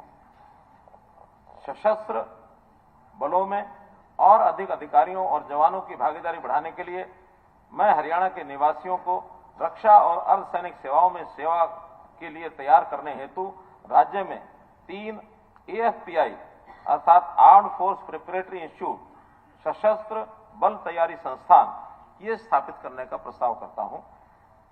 इस संस्थान में कक्षा 10 और स्नातक के बाद उम्मीदवारों को रक्षा और अर्धसैनिक सेवाओं में सेवा के लिए प्रतिस्पर्धी प्रक्रिया में शामिल होने के लिए तैयार किया जाएगा। मैं वित्त वर्ष 24-25 के बजट में सैनिक और अर्धसैनिक क्षेत्र के लिए 140 करोड़ रुपए का आवंटित करने का प्रस्ताव करता हूं, जो कि चालू वित्त वर्ष के 96.58 करोड़ रुपए के संशोधित अनुमानों की तुलना में 45.51% की वृद्धि है। इसी प्रकार स्वतंत्रता प्राप्त करने के लिए स्वतंत्रता सेनानियों द्वारा दिए गए बलिदानों का सम्मान करते हुए मैं उनका मासिक सम्मान भत्ता 25,000 रुपए से बढ़ाकर 40,000 रुपए करने का प्रस्ताव करता हूं। माननीय अध्यक्ष महोदय, नहीं, उनके परिवार के लोग भी हैं, अभी ऐसा नहीं है, भले खुद अब जितने भी हैं उनके सम्मान से उनको आज के समय के हिसाब से ये ठीक है, स्वतंत्रता सेनानियों की संख्या तो मात्र 4 या 5 होगी, लेकिन उनके परिवार के लोग अभी सैकड़ों में हैं, जो आगे परिवार में उनको भी सहायता की आवश्यकता है। मुख्यमंत्री जी, 1 मिनट। माननीय सदस्यगण, आज सदन में श्रीमती रेणु भाटिया, हरियाणा राज्य महिला आयोग के चेयरपर्सन अध्यक्ष दीर्घा में उपस्थित हैं। यह सदन उनका स्वागत करता है। ये संख्या जो आपने पूछी अभी 470 है स्वतंत्रता सेनानियों का, जो मैंने विषय बताया है। और ये जो लखपति दीदी में हमने जो अभी तक जितने मेंबर हैं ग्रामीण, वो जो समूह हमारे सेल्फ हेल्प ग्रुप, उसमें लगभग 1 लाख मेंबर पहले ही ऐसे हैं जो लखपति पहले से हैं। 2 लाख की वृद्धि और उसमें करनी है। नहीं, जो 1 लाख से कम है उनको 1 लाख रुपए तक बनाने की योजना, यानी कुल मिला के वो 3 लाख महीने ऐसी हो जाएंगी जो लखपति हो जाएंगे, उनकी आय को बढ़ा करके। माननीय अध्यक्ष महोदय, स्वास्थ्य लाभ पहुंचाने, इकोलॉजी में सुधार और पक्षियों अन्य जीवों को भोजन तथा आश्रय प्रदान करने में मियावाकी पद्धति यानी सघन वृक्षारोपण अपनी प्रभावशीलता के लिए दुनिया भर में मान्यता प्राप्त कर चुका है। यह उन शहरी क्षेत्रों में विशेष रूप से लाभदायी है जहां प्रदूषण का स्तर अधिक है। मैं स्वदेशी बहुउद्देशीय पौधों की प्रजातियों पर बल देते हुए शहरी क्षेत्रों में मियावाकी वृक्षारोपण पद्धति को अपनाने का प्रस्ताव करता हूं। प्रारंभ में प्रत्येक जिला सघन वृक्षारोपण के लिए न्यूनतम 2.5 एकड़ भूमि आवंटित करेगा।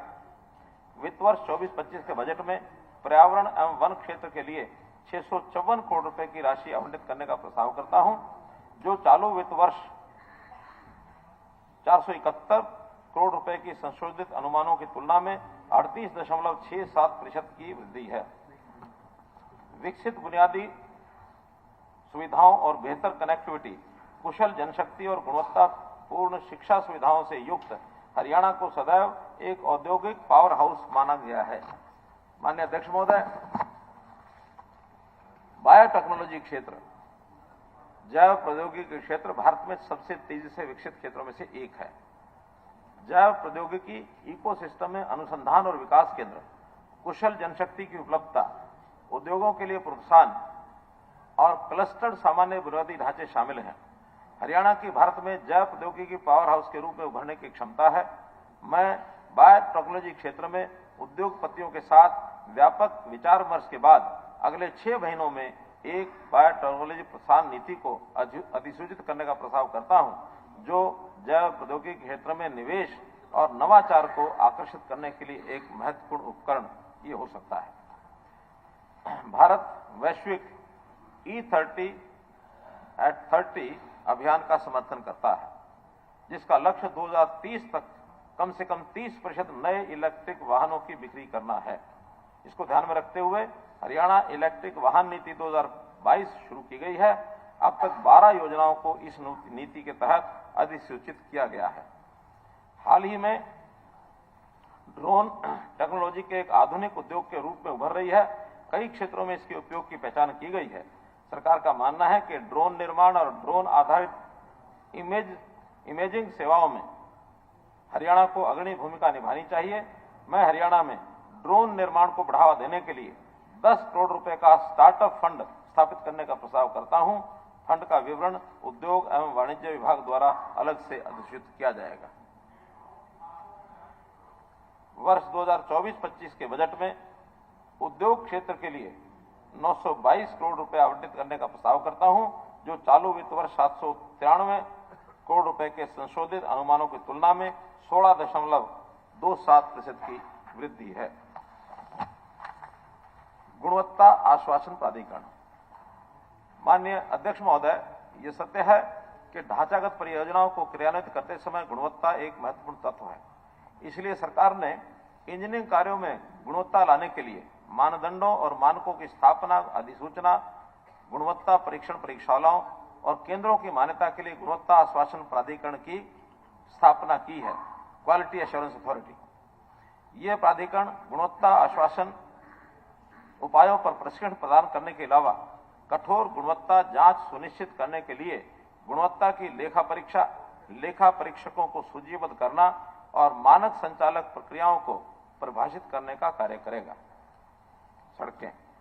माननीय अध्यक्ष महोदय, वर्ष 2022-23 के बजट अभिभाषण के दौरान मैंने घोषणा की थी कि लोक निर्माण विभाग के बजट की 50% राशि का उपयोग सड़कों के रखरखाव के लिए किया जाएगा। मुझे ये बताते हुए खुशी हो रही है कि हम सड़कों के रखरखाव और मरम्मत पर बजट की 64% राशि का उपयोग करने में सफल रहे हैं। वर्ष 2023-24 के दौरान 216 किलोमीटर लंबी नई सड़कों का निर्माण किया गया और 3057 किलोमीटर लंबी सड़कों का सुधार किया गया है। मैं वर्ष 2024-25 के दौरान 9000 किलोमीटर सड़कों का सुधार करने का प्रस्ताव करता हूं। इसके अतिरिक्त वर्ष 24-25 के दौरान 300 किलोमीटर लंबी सड़कों का चौड़ा और सुदृढ़ करने का कार्य किया जाएगा। 52 आरओबी, आरयूबी व ब्रिज का कार्य प्रगति पर है और जल्दी पूरा होने की संभावना है। वर्ष 24-25 के दौरान 28 आरओबी, आरयूबी व ब्रिज बनाने का काम प्रस्तावित है। Railway infrastructure. माननीय अध्यक्ष महोदय, 61 किलोमीटर लंबी करनाल यमुनानगर रेलवे लाइन और 30 किलोमीटर लंबी फर्रुखनगर झज्जर रेलवे लाइन की विस्तृत परियोजना रिपोर्ट तैयार करने का कार्य हरियाणा रेल अवसंरचना विकास निगम लिमिटेड द्वारा किए गए व्यवहार्यता अध्ययन के आधार पर उत्तर रेलवे द्वारा किया जा रहा है। सरकार ने शहरी क्षेत्रों में यातायात की आवाजाही को सुगम बनाने के लिए कई ऊपरगामी पुलों के निर्माण की बजाय एलिवेटेड रेलवे ट्रैक की अवधारणा अपनाई है। इसके तहत एक परियोजना रोहतक शहर में चालू हो चुकी है। कुरुक्षेत्र एलिवेटेड ट्रैक वर्ष 24-25 में चालू होने की संभावना है। कैथल और बहादुरगढ़ में भी एलिवेटेड ट्रैक बनाने के लिए व्यवहार्यता अध्ययन किया जा रहा है। हरियाणा ऑर्बिटल रेल कॉरिडोर की आधारशिला अक्टूबर 2022 में केंद्रीय गृह मंत्री श्री अमित शाह जी द्वारा रखी गई थी। मुझे बताते हुए खुशी हो रही है कि हरियाणा ऑर्बिटल रेल कॉरिडोर की पाटली मानेसर लाइन वर्ष 2024-25 में चालू होने की संभावना है। मैं वित्त वर्ष 24-25 के बजट में सड़कों, राजमार्गों और रेलवे क्षेत्रों को 5504 करोड़ रुपए आवंटित करने का प्रस्ताव करता हूं। Public health. माननीय अध्यक्ष महोदय, मुझे आपके पास मिल जाएंगी किताबें, देख लेना। मुझे माननीय सदन को यह बताते हुए खुशी हो रही है कि हरियाणा ने वर्ष 2022 में जल जीवन मिशन के तहत सभी ग्रामीण घरों में नल से जल पहुंचाने के लिए कनेक्शन प्रदान करने का लक्ष्य पहले ही हासिल कर लिया है। हरियाणा ग्रामीण क्षेत्रों में उत्तम गुणवत्ता के मानकों के अनुरूप प्रति व्यक्ति प्रतिदिन 55 लीटर और शहरी अर्धशहरी क्षेत्रों में प्रति व्यक्ति प्रतिदिन 135 लीटर पानी की नियमित आपूर्ति सुनिश्चित करने का कार्य में लगी हुई है। महाग्राम योजना के तहत 12 गांवों में सीवरेज सुविधा प्रदान करने का काम पूरा हो चुका है। 31 मार्च 24 तक 10 और गांवों में सीवरेज सुविधा चालू होने की संभावना है। शेष सभी 119 गांवों में भी वर्ष 2027 तक चरणबद्ध तरीके से काम चालू होने की संभावना है। 85 शहरों में 100 किलोमीटर नई सीवर लाइनें बिछाने के लक्ष्य के विरुद्ध जनवरी 2024 तक 75 किलोमीटर सीवर लाइनें बिछाई जा चुकी हैं और शेष काम इस वित्त वर्ष में पूरा होने की संभावना है। मैं वर्ष 24-25 में 100 किलोमीटर नई सीवरेज लाइन बिछाने के लक्ष्य का प्रस्ताव करता हूं। अमृत 2 के तहत सितंबर 2023 में 48 पेयजल आपूर्ति परियोजनाएं और 9 सीवरेज परियोजनाओं को प्रशासनिक मंजूरी दी गई है। इन 57 परियोजनाओं में से 22 परियोजनाओं का कार्य आवंटित किया गया है, जिनमें 18 जल आपूर्ति योजनाएं शामिल हैं। इसके अलावा 15 परियोजनाओं के लिए निविदाएं जारी कर दी गई हैं, जिनमें 10 जल आपूर्ति योजनाएं शामिल हैं। अमृत 2 के तहत भारत सरकार ने घोषणा की है कि एनर्जी एफिशिएंट मोटर पंपों की स्थापना के लिए राज्य सरकारों को प्रोत्साहन प्रदान किया जाएगा। सरकार ने ऊर्जा दक्षता के लिए अमृत 2 के तहत सभी नई परियोजनाओं के लिए ऊर्जा दक्ष मोटर पंप स्थापित करने और केंद्र सरकार द्वारा प्रस्तावित प्रोत्साहन आधारित सुधारों को अपनाने का प्रस्ताव किया है। शहरी क्षेत्रों में tubewell, water works, sewerage treatment plant में स्थापित सभी पंपों को 3 स्टार रेटिंग ऊर्जा दक्ष पंपों में बदला जाएगा। सरकार ने बिजली संयंत्रों, उद्योगों, सिंचाई और नगर पालिकाओं द्वारा गैर पीने योग्य उद्देश्य के लिए उपचारिक अपशिष्ट जल का पुनः उपयोग करने की नीति अपनाई है, रीयूज ऑफ वाटर। अब तक 199 मिलियन लीटर प्रतिदिन उपचारिक अपशिष्ट जल का उपयोग गैर पीने के उद्देश्यों के लिए किया जा रहा है। उम्मीद की जाती है कि दिसंबर 2025 तक 900 MLD से अधिक उपचारिक अपशिष्ट जल का पुनः उपयोग किया जाएगा और दिसंबर 28 तक सभी सीवरेज के मलजल का उपचार किया जाएगा तथा गैर पीने के उद्देश्यों के लिए उपयोग किया जाएगा। बहुमूल्य पानी के पुनः उपयोग से मीठे पानी की बचत होगी। सरकार ने उपचारित अपशिष्ट जल के उपयोग के लिए टैरिफ अधिसूचित किया है और कुछ उपयोगकर्ताओं के लिए हरियाणा जल संसाधन प्राधिकरण द्वारा इसका उपयोग अनिवार्य कर दिया गया है। मैं वित्त वर्ष 24-25 के बजट में पब्लिक हेल्थ के लिए 4,787 करोड़ रुपए आवंटित करने का प्रस्ताव करता हूं। सिंचाई,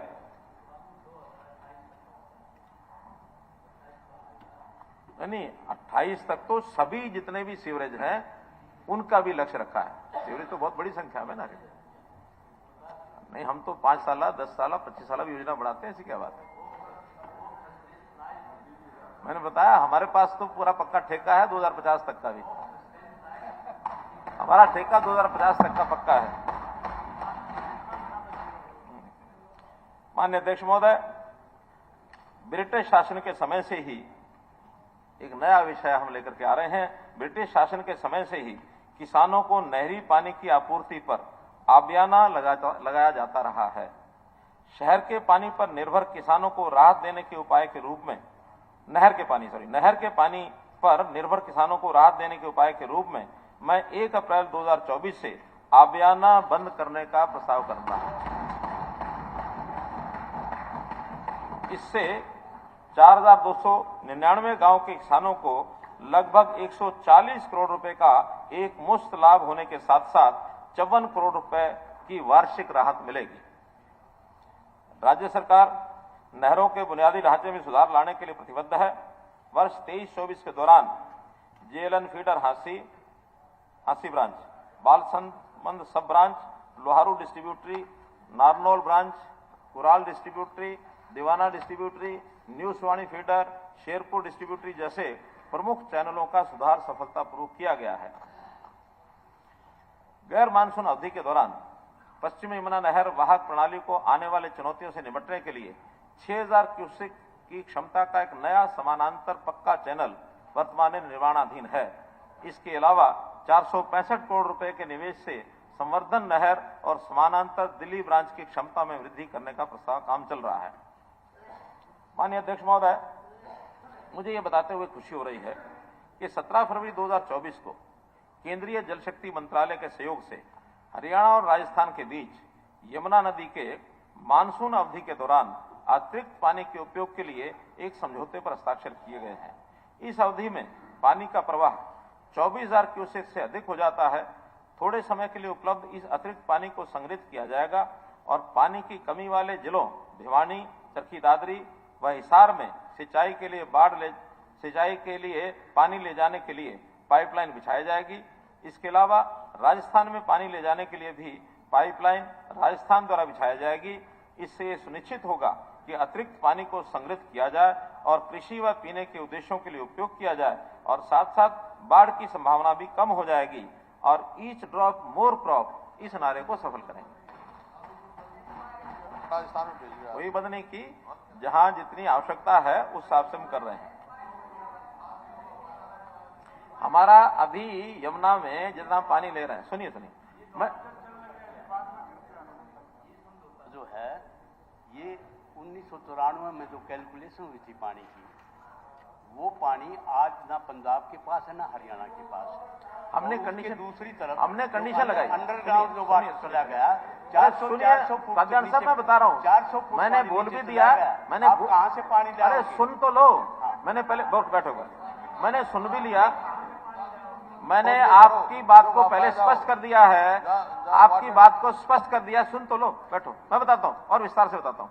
देखिए अभी तक हम यमुना में से मैक्सिमम कैपेसिटी पानी लेने की हमारी 18,000 क्यूसेक है, समझ लो। इसके बाद हमने 6,000 क्यूसेक के नए प्रावधान कर दिए हैं। 24,000 के बाद उस पानी का उपयोग केवल जमुना में बहने के लिए होता है या बाढ़ आती है तो बाढ़ में फैलने के लिए होता है। हमारे समझौते में यह है कि 18,000 क्यूसेक होने के बाद यदि इसके अतिरिक्त पानी आता है, वो साल में 10 दिन होगा, 20 दिन होगा, 50 दिन होगा, 24 के बाद, 24,000 के बाद, मैं वही तो कह रहा हूं, अतिरिक्त की बात कह रहा हूं, वही बता रहा हूं कि समझौते की शर्त है कि 24,000 क्यूसेक से पानी से ऊपर होता है तो उस पानी को जमुना में देने के बजाय अगर वो हमारे काम आता है, मानो इन 3 जिलों में चरखी दादरी, भिवानी, हिसार, वो जो राजस्थान के साथ का बॉर्डर है, बॉर्डर के इलाके, या उनके भी काम आता है तो अपनी वो 3 लाइन बिछाएंगे, हम अपनी 1 लाइन बिछाएंगे, उनके भी 3 जिले पीने के पानी के लिए उनकी आवश्यकता है। समझौता बहुत पुराना है लेकिन अभी तक खुलवा दो, गेट खुलवा दो, सब फिर वही बात है। मैं कह रहा हूं कि हमारा इसमें कोई नुकसान नहीं है। अध्यक्ष जी, ये जो है आपने पानी वहां दिया, सरप्लस पानी है, ठीक है, बारिश के दिनों में होता है, इसी का इस्तेमाल दादूपुर नरवी नहर खोद के करते हैं अपने, कितना उसकी आवश्यकता, वाटर टेबल कितना, उसकी आवश्यकता पड़ेगी, उसको भी कर लेंगे, उसकी आवश्यकता पड़ेगी, देखेंगे। एसवाईपी है तो समझौता आगे आना, अरे इसका उससे संबंध थोड़ी है, अलग अलग चीजें हैं। इस फैसले को आप वापस लो। सुनिए तो इससे हरियाणा के किसानों एक को एक बहुत विषय ज्यादा नुकसान होगा और जो बजट में सुनिए, बजट में, अरे सुनिए कादन साहब, बजट में 188 शाम को महेंद्रगढ़ को पानी मिलेगा। बजट में 188 बिंदु हैं। सुनिए, बजट में 188 बिंदु हैं। हर विषय की अलग अलग एक मर्म होती है, अलग अलग उसका उद्देश्य होता है, अलग अलग विषय होता है। आपने जो विषय चलाया मैंने बता दिया कि हमारे पास बरसात के अंदर जो 8-8 लाख क्यूसेक पानी भी आ जाता है। हमारा अपना एरिया 6 जिले इस बार बाढ़ ग्रसित हो गए, घग्गर के भी 6 जिले बाढ़ ग्रसित हो गए। उसमें कुछ अगर कमी आती हो और हमारे उस बरसात के पानी को राजस्थान उपयोग करना चाहता हो और उसमें हमारे 3 जिलों का भी लाभ होता हो, उसमें हमारा कोई नुकसान नहीं है। तो इसलिए विषय पर रहेंगे, आगे चलेंगे। बैठिए रावधान सिंह। इसी प्रकार, अरे भैया उनसे कोई राजस्थान से थोड़ी पीड़ा है, फैसला हुआ उनसे, उनने हमारी तो बंद कर दी राजस्थान ने, और हम दे रहे हैं।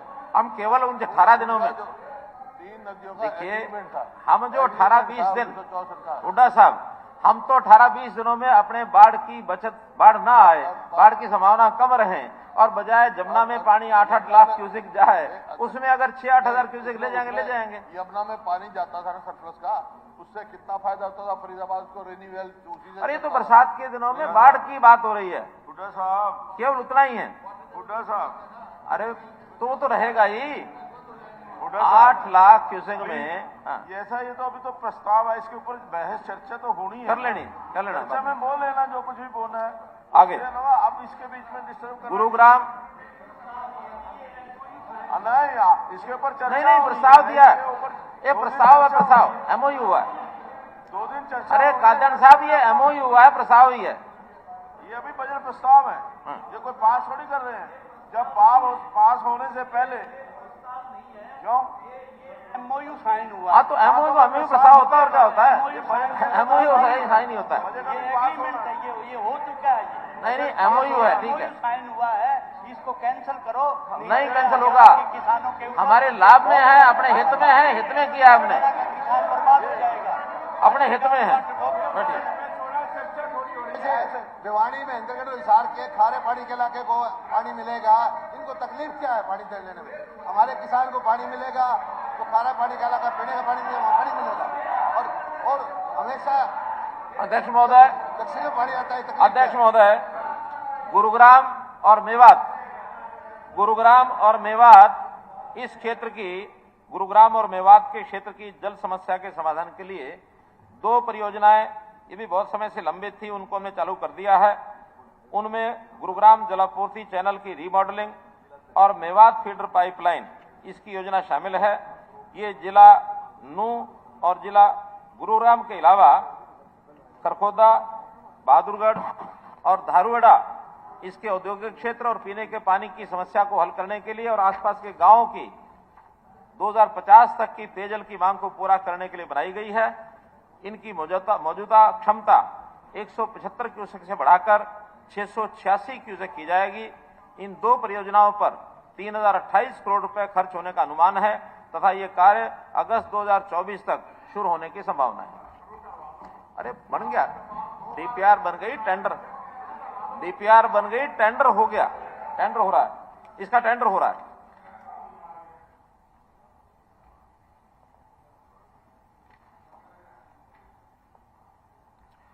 जो 2 आंकड़े इसमें अभी नहीं थे, उसमें रोड्स, नेशनल हाईवेज का जो मैंने बजट बताया, उसमें 2023 का जो रिवाइज एस्टीमेट है वो 5470 करोड़ है और प्रपोज्ड है 5505 करोड़। और इसी प्रकार मानसून के दौरान जल संरक्षण सरकार की प्राथमिकता 23-24 के दौरान महेंद्रगढ़ में 5 चेक डैम और 26 जल निकायों का निर्माण किया गया है। इन जल निकायों के पानी का संरक्षण किया गया है। बढ़ी हुई जल संग्रहण भंडारण क्षमता का अधिक सुसंगत और विश्वसनीय जल स्रोत के रूप में स्थानीय कृषि पर सकारात्मक प्रभाव पड़ेगा। यमुना नदी और इसकी सहायक नदियों पर अपस्ट्रीम भंडारण बांधों को पूरा करना हमारी सरकार की सर्वोच्च प्राथमिकता है। वर्ष 23-24 के दौरान सरकार ने रेणुका और लखवार व्यासी बांध के लिए राज्य के हिस्से के रूप में 173 करोड़ रुपए जमा करवा दिए हैं। गत 3 वर्षों में 769 अमृत सरोवर तालाबों सहित 1745 तालाबों का पुनरुद्धार किया गया है। वर्ष 24-25 में 2494 तालाबों के सुधार और नवीनीकरण और जीर्णोद्धार का प्रस्ताव करता हूं। सरकार रावी ब्यास नदी प्रणाली के पानी में हरियाणा के वैध हिस्से का उपयोग करने के लिए एसवाइएल नहर के निर्माण के लिए प्रतिबद्ध है। एसवाइएल के निर्माण के लंबे समय से लंबित मामले में समाधान के लिए पंजाब और केंद्रीय जल शक्ति मंत्रालय के साथ कई बैठकें हो चुकी हैं। इस प्रतिबद्धता को दोहराने के लिए वर्ष 24-25 के लिए 100 करोड़ रुपए के फ्रीवैग को जारी रखने का प्रस्ताव करता हूं। वर्ष 24-25 के बजट में सिंचाई और जल संसाधन क्षेत्र के लिए 6,247 करोड़ रुपए आवंटित करने का प्रस्ताव, चालू वर्ष के 4,772 करोड़ रुपए के संशोधित अनुमान की तुलना में 30.9% की वृद्धि है। ऊर्जा, माननीय अध्यक्ष महोदय, सरकार सभी के लिए विशेष रूप से ग्रामीण क्षेत्रों में 24 घंटे बिजली उपलब्ध कराने के लिए प्रतिबद्ध है। मेरा गांव जगमग गांव योजना के तहत 5,805 गांवों को 24 घंटे बिजली की आपूर्ति की जा रही है। गत वर्ष मैंने घोषणा की थी कि वर्ष 2023-24 में यमुनानगर में 800 मेगावाट के थर्मल प्लांट का निर्माण किया जाएगा। मुझे बताते हुए खुशी हो रही है कि 6,900 करोड़ रुपए की लागत से इसके निर्माण का टेंडर हाल ही में भारत हैवी इलेक्ट्रिकल लिमिटेड यानी भेल को दिया गया है। उड़ीसा में स्थापित होने वाले प्रस्तावित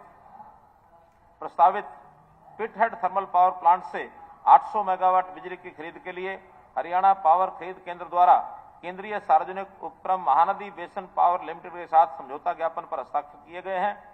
बहरहाल राज्य में वर्तमान में बिजली की पर्याप्त उपलब्धता है। भविष्य में बिजली की मांग में अपेक्षित वृद्धि के दृष्टिगत इन पहलों से बिजली की आवश्यकता को पूरा किया जाएगा। बिजली वितरण कंपनियों द्वारा उन उपभोक्ताओं पर मासिक न्यूनतम शुल्क यानी जिसको एमएमसी कहते हैं लगाया जाता है जहां उनकी खपत एक सीमा से कम है। टैरिफ श्रेणी 1 जहां मासिक खपत 200 यूनिट तक है में 2 किलोवाट तक मासिक न्यूनतम शुल्क 115 रुपए प्रति किलोवाट है। सबसे गरीब लोगों को राहत देने के लिए मैं 2 किलोवाट तक घरेलू कनेक्टेड लोड वाले टैरिफ श्रेणी 1 के उपभोक्ताओं के लिए एमएमसी को खत्म करने का प्रस्ताव करता हूं। इस कदम से सबसे गरीब परिवारों को लगभग 180 करोड़ रुपए की वार्षिक राहत मिलेगी। गांव में फिरनियों से 3 किलोमीटर की दूरी तक स्थित डेरों और ढाणियों में बिजली कनेक्शन जारी किए जा रहे हैं। आवेदक से गांव की फिरनी से 300 मीटर तक कनेक्शन सेवा शुल्क वसूल किया जाएगा, जबकि पहले 150 मीटर का प्रावधान था और बुनियादी ढांचे की लागत डिस्कॉम द्वारा वहन की जाएगी। मैंने वर्ष 23-24 में सभी औपचारिकताएं पूरी होने के बाद 2019 में से 2021 की अवधि में आवेदन करने वालों के लिए ट्यूबवेल कनेक्शन जारी करने का प्रस्ताव रखा था। मुझे ये बताते हुए खुशी हो रही है कि प्राप्त 27,826 आवेदनों में से 27,740 के लिए डिमांड नोटिस जारी किए जा चुके हैं और कनेक्शन जारी करने का काम जल्द पूरा होने की संभावना है। माननीय अध्यक्ष महोदय, वर्ष 23-24 में मैंने पीएम कुसुम के तहत 70,000 सौर पंप सेट की स्थापना का लक्ष्य निर्धारित करने का प्रस्ताव किया था। मुझे बताते हुए खुशी हो रही कि 23-24 से पहले निर्धारित लक्ष्यों की तुलना में राज्य में 67,418 सौर पंप स्थापित किए जा चुके हैं। इस योजना की लोकप्रियता और इसके प्रति किसानों के उत्साह को देखते हुए मैं 24-25 में 70,000 अतिरिक्त सौर पंप स्थापित करने का लक्ष्य प्रस्तावित करता हूं।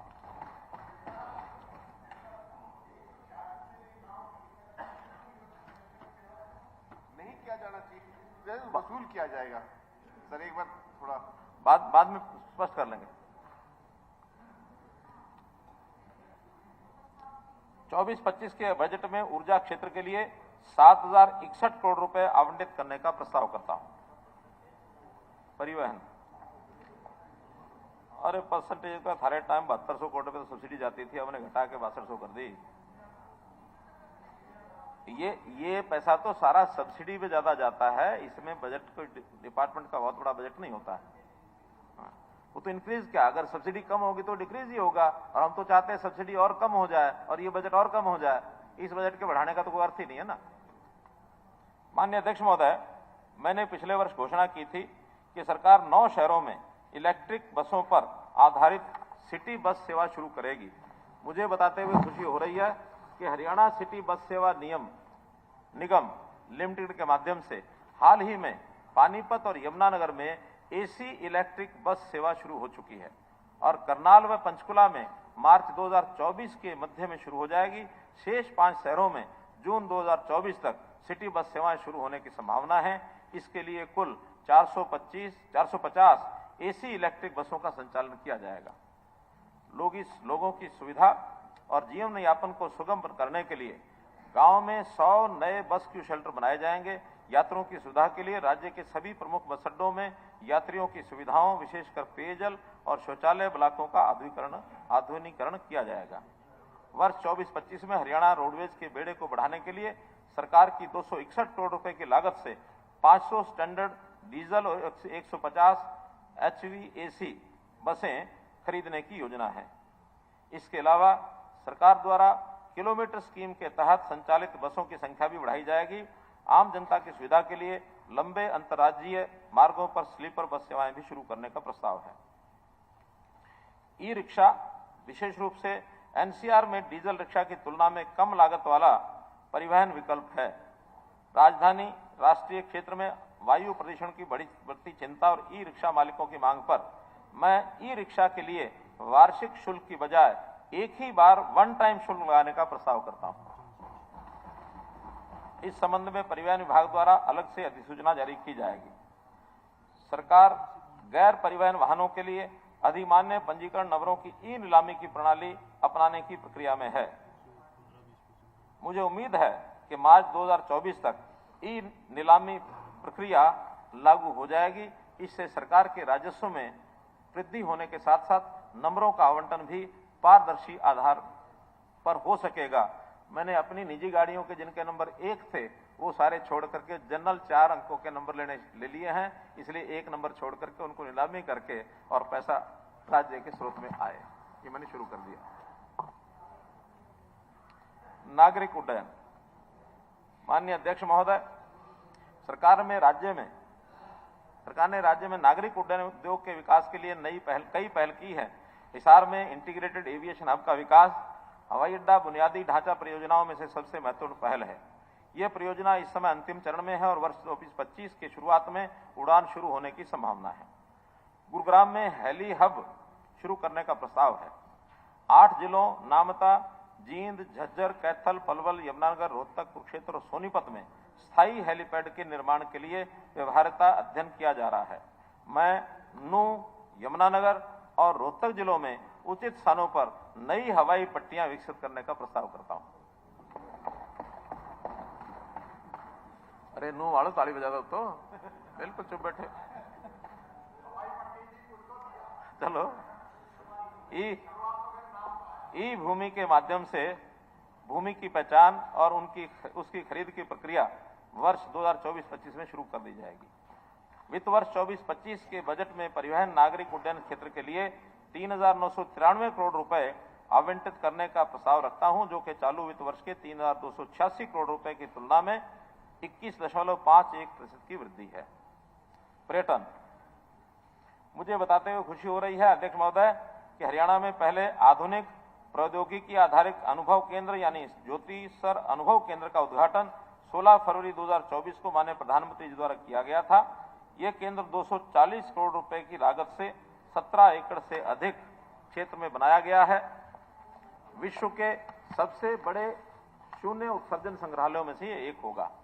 मैंने घोषणा की थी कि राज्य सरकार भारत सरकार के साथ साझेदारी में गुरुग्राम और नूंह जिलों में 10,000 एकड़ भूमि पर अरावली सफारी पार्क स्थापित करेगी। मुझे बताते हुए खुशी हो रही है कि परियोजना डिजाइन के लिए अनुबंध किया जा चुका है और केंद्रीय चिड़ियाघर प्राधिकरण को प्रस्तुत करने के लिए डीपीआर तैयार की जा रही है। इसका कार्य वित्त वर्ष 2024-25 के अंत में शुरू होने की संभावना है।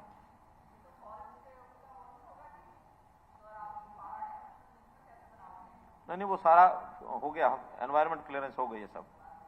हाँ।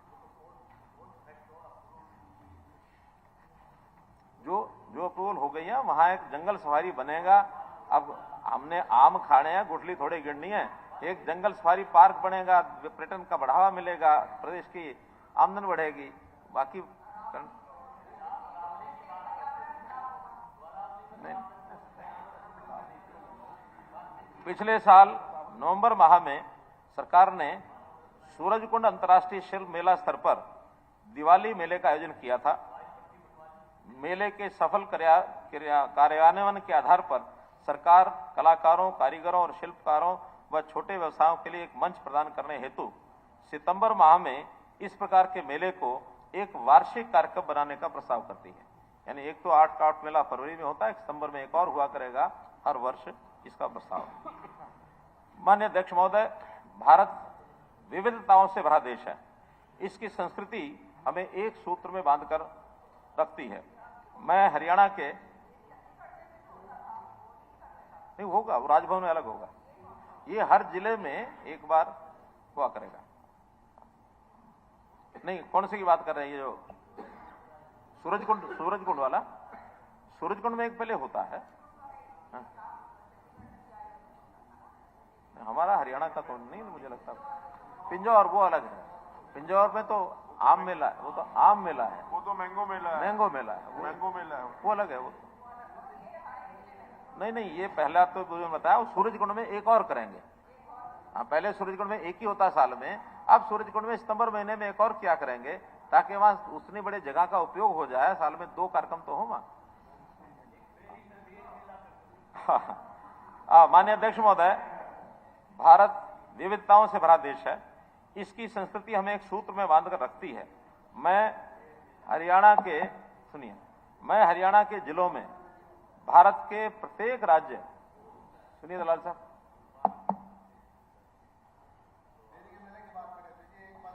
आपस में नहीं, आप अध्यक्ष जी चलिए। अरे मैं एक अच्छी बात पढ़ने के लिए चुप करा रहा था आपको। अरे सुनो, माननीय अध्यक्ष महोदय, बाद में करेंगे, 26 को चर्चा करेंगे। माननीय अध्यक्ष महोदय, 26 को बात करेंगे। प्रस्ताव कर देना, आप 26 को देना प्रस्ताव, 26 को, अब थोड़ी हो सकता है।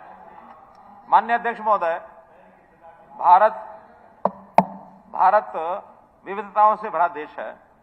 इसकी संस्कृति हमें एक सूत्र में बांधकर रखती है। मैं हरियाणा के जिलों में भारत के प्रत्येक राज्य की कला, शिल्प, भोजन और संस्कृति का प्रदर्शन करने के लिए उस राज्य की स्थापना तिथि के आसपास एक भारत श्रेष्ठ भारत के तहत एक राज्य दिवस के रूप में आयोजन करने का प्रस्ताव करता हूं, ताकि हरियाणा के लोग भारत की विविधता को आत्मसात कर सकें। और इसी अनुसार हरियाणा का अपना राज्य दिवस, इसको भी अन्य प्रांतों में 1 नवंबर को उनके कार्यक्रम करने की भी एक प्रस्तावना इसके अंतर्गत आएगी, ताकि एक भारत श्रेष्ठ भारत कार्यक्रम को आगे बढ़ा सकें।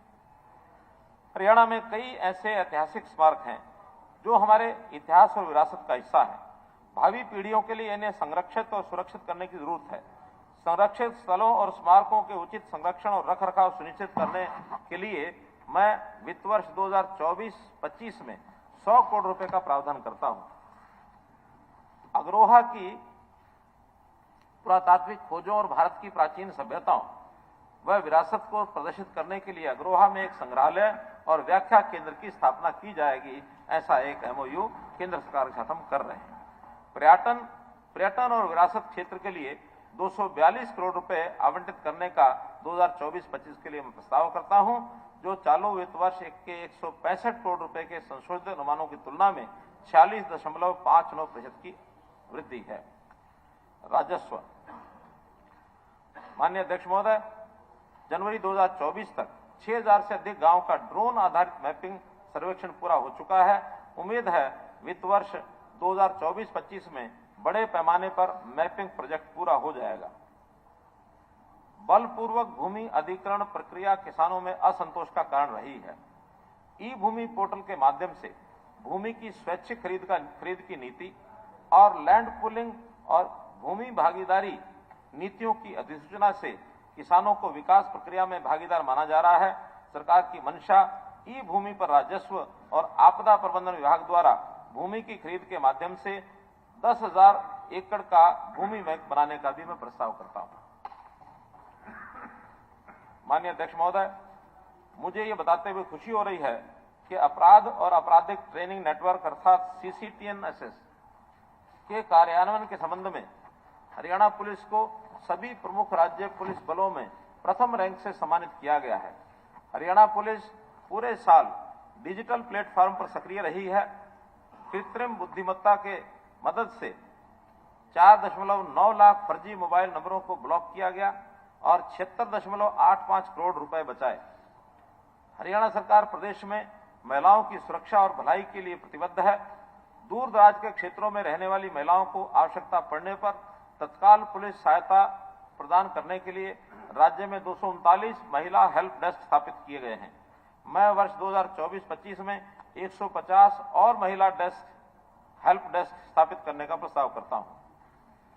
वर्तमान कार्यों को मजबूत करने और अवैध खनन, नहर के पानी की चोरी, बिजली की चोरी, अवैध या नकली शराब की बिक्री जैसे गैर कानूनी गतिविधियों पर अंकुश लगाने के लिए एक व्यापक संस्थागत तंत्र को लागू करने के लिए पिछले साल हरियाणा राज्य परिवर्तन ब्यूरो की स्थापना की गई है। हरियाणा एनफोर्समेंट ब्यूरो कानून तोड़ने वालों के खिलाफ प्रभावी कार्रवाई करने में खनन और भूविज्ञान, आबकारी एवं कराधान, सिंचाई एवं जल संसाधन, परिवहन, नगर ग्राम आयोजन विभागों द्वारा तथा शहरी स्थानीय निकाय और हरियाणा बिजली निगमों की सहायता के लिए हर जिले में एनफोर्समेंट पुलिस स्टेशन ये स्थापित किया जा रहा है। सड़क सुरक्षा विषय की गंभीरता को ध्यान में रखते हुए हरियाणा सरकार ने Haryana highway petrol for road safety नामक एक नया प्रभाग स्थापित किया है। 5 राष्ट्रीय राजमार्गों के साथ प्रत्येक 30 किलोमीटर की दूरी पर 19 यातायात सहायता केंद्र स्थापित किए गए हैं। सड़क दुर्घटनाओं का एक केंद्रीकृत डाटा बनाने, दुर्घटनाओं के कारणों का वैज्ञानिक विश्लेषण करने और संवेदनशील स्थानों की पहचान करने के दृष्टिगत एकीकृत सड़क दुर्घटना डाटा प्रबंधन प्रणाली लागू की गई है। 381 पुलिस स्टेशनों और 357 पुलिस चौकियों में CCTV कैमरे लगाए जा रहे हैं, जिससे अपराध का विश्लेषण और समाधान करने में और अधिक मिलेगी। गोंडा में ग्राम पंचायत हसनपुर में गृह रक्षी और नागरिक सुरक्षा स्वयंसेवकों तथा कर्मचारियों के लिए एक प्रशिक्षण सुविधा स्थापित की जा रही है। माननीय अध्यक्ष महोदय, सरकार ने पायलट आधार पर 14 डिस्टिलरी एवं बॉटलिंग संयंत्रों में QR कोड स्थापित ट्रैक और ट्रेस प्रणाली शुरू की है। डिस्टिलरीज में फ्लो मीटर की स्थापना का कार्य जल्द ही पूरा होने की संभावना है। ये निर्मित अल्कोहल की वास्तविक मात्रा को नापेगा। इससे सरकार शराब की हेराफेरी और आबकारी शुल्क की चोरी पर कड़ी नजर रख सकेगी। GST से पूर्व के समय की बकाया राशि की वसूली के लिए एक मुश्त निपटान योजना वन टाइम सेटलमेंट 1 जनवरी 2024 से शुरू की गई है और ये 30 मार्च 2024 को बंद हो जाएगी। इस योजना से लंबित मामलों की संख्या कम होने और अतिरिक्त राजस्व आने की संभावना है। अभी तो चल रहा है आगे, चिंता मत करो।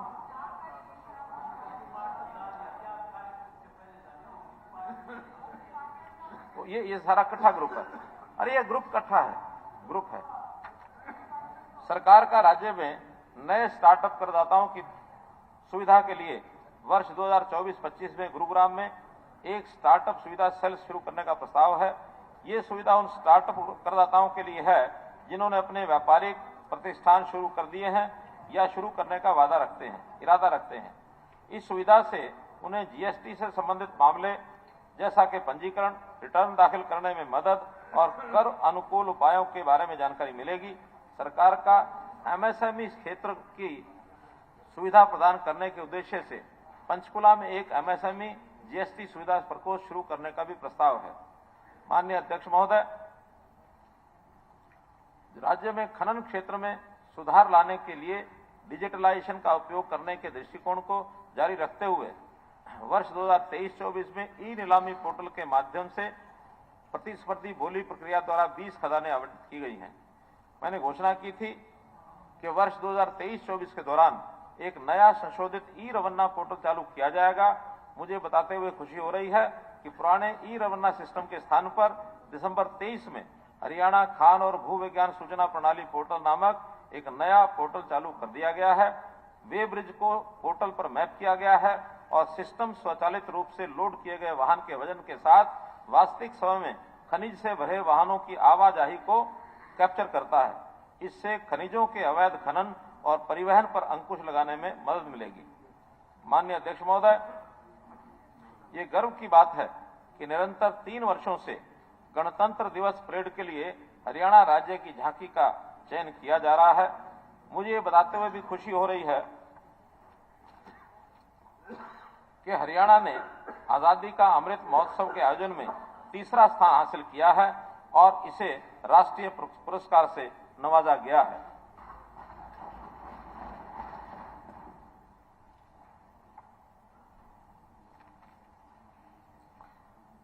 गत वर्ष मैंने घोषणा की थी कि गुरु रविदास जी के जीवन और शिक्षाओं को नई पीढ़ियों को बताने के लिए पिपली कुरुक्षेत्र में एक स्मारक स्थापित किया जाएगा।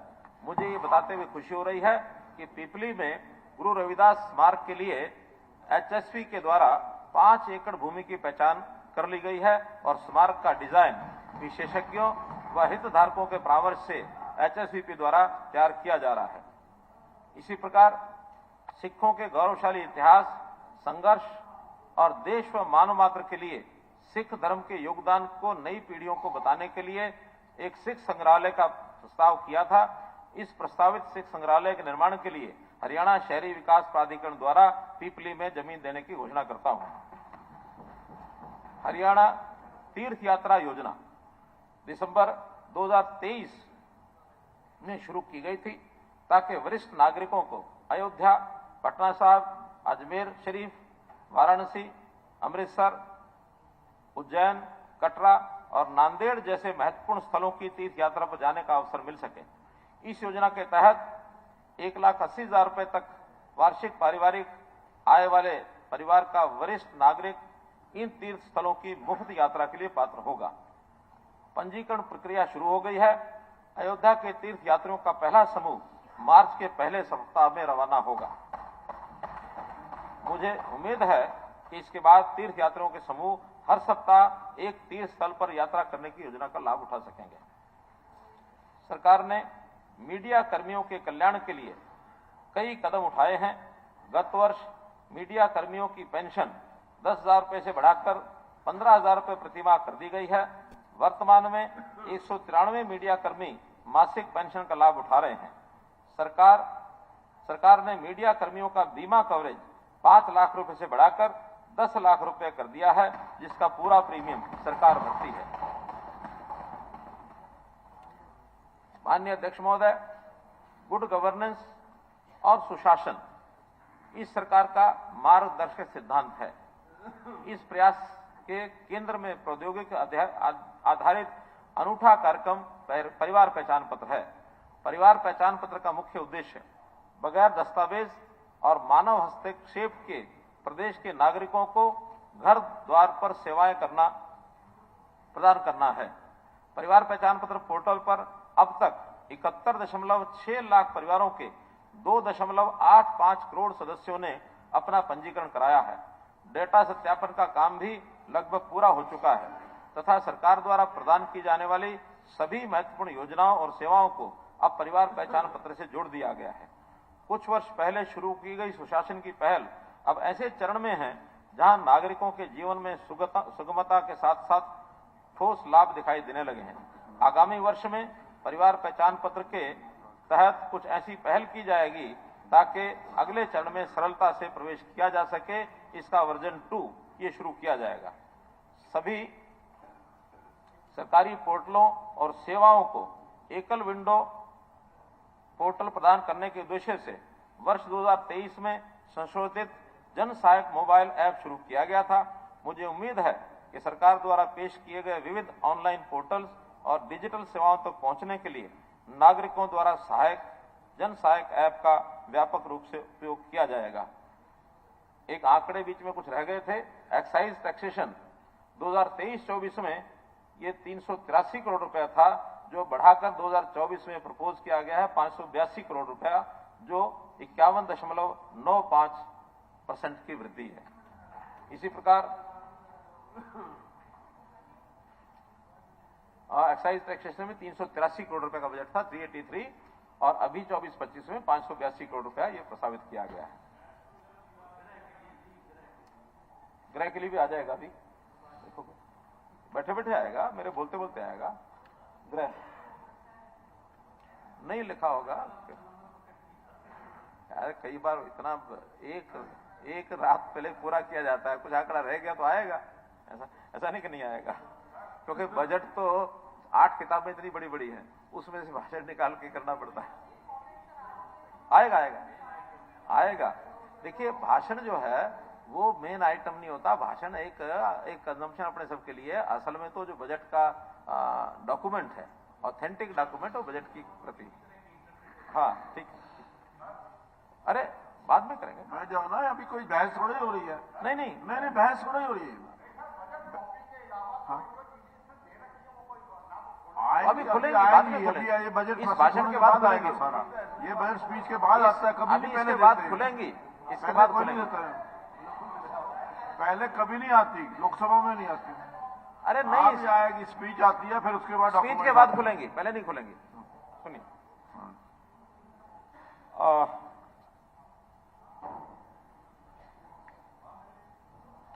सभी सरकारी पोर्टल और सेवाओं को एकल विंडो पोर्टल प्रदान करने के उद्देश्य से 2023 में हो गया जन सहायक। माननीय अध्यक्ष महोदय, मैंने गत वर्ष कहा था कि सरकार को केंद्र सरकार से 65 करोड़ रुपए के अनुदान समेत 130 करोड़ रुपए की लागत से ग्राम पंचायत स्तर पर डिजिटल कनेक्टिविटी में सुधार करने की एक योजना की मंजूरी मिल गई है। बताते हुए खुशी हो रही है कि योजना का कार्यान्वयन शुरू हो गया है और ग्राम पंचायत स्तर पर ग्राम सचिवालयों, सरकारी स्कूलों, स्वास्थ्य केंद्रों और अन्य स्थानों पर 7,079 ऑप्टिकल फाइबर कनेक्शन दिए गए हैं। योजना के पूरे होने पर ग्राम पंचायत स्तर पर 62,000 से अधिक फाइबर ऑप्टिक कनेक्शन उपलब्ध कराए जाएंगे।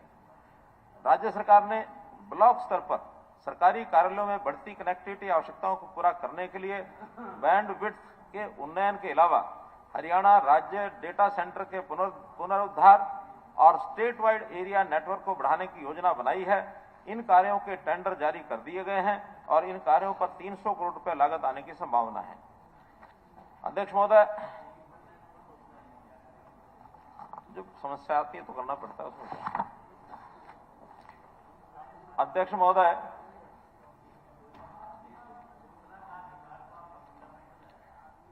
महोदय, ये वह समय है जब हमारा राष्ट्र बड़े बदलाव की ओर बढ़ रहा है। हमारे माननीय प्रधानमंत्री जी का कथन है कि भारत के लिए यही समय है, सही समय है। राष्ट्र के विकास और गौरव का मूल मंत्र होगा।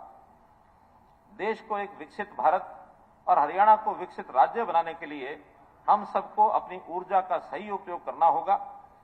ये वह अवधि है जिसमें हमें अतीत के गौरव को पुनः प्राप्त करना होगा। मुझे विश्वास है कि हरियाणा के मेहनती लोग देश को विकसित राष्ट्र बनाने में अपनी अग्रणी भूमिका निभाएंगे। हरियाणा को विकसित प्रदेश बनाने में हमारे समक्ष मौजूद चुनौतियों का सामना करने के लिए हमें एक सूत्र पर काम करना होगा और वो सूत्र है ज्ञान। ज्ञान का विकास, ज्ञान एक जो बुद्धि का ज्ञान रहता है वो नहीं, मैं ज्ञान से उसकी एक एब्रिविएशन के रूप में प्रस्तुत कर रहा हूं। ज्ञान, जी फॉर गरीब, वाई फॉर युवा, ए फॉर अन्नदाता, एन फॉर नारी शक्ति। तो इस प्रकार से ये चतुर समूह पर हमको ध्यान देना होगा। ज्ञान मायने गरीबों व अन्नदाता किसान को समुचित सुविधाएं प्रदान करना और युवा शक्ति व नारी शक्ति को विकास के बेहतर अवसर उपलब्ध करवाना, यही हमारा लक्ष्य है। और इस ज्ञान की आधारभूत संरचना में अंत्योदय, ये हमारी भावना है। अंत्योदय के भाव से हम प्रदेश में यदि काम करेंगे तो हरियाणा के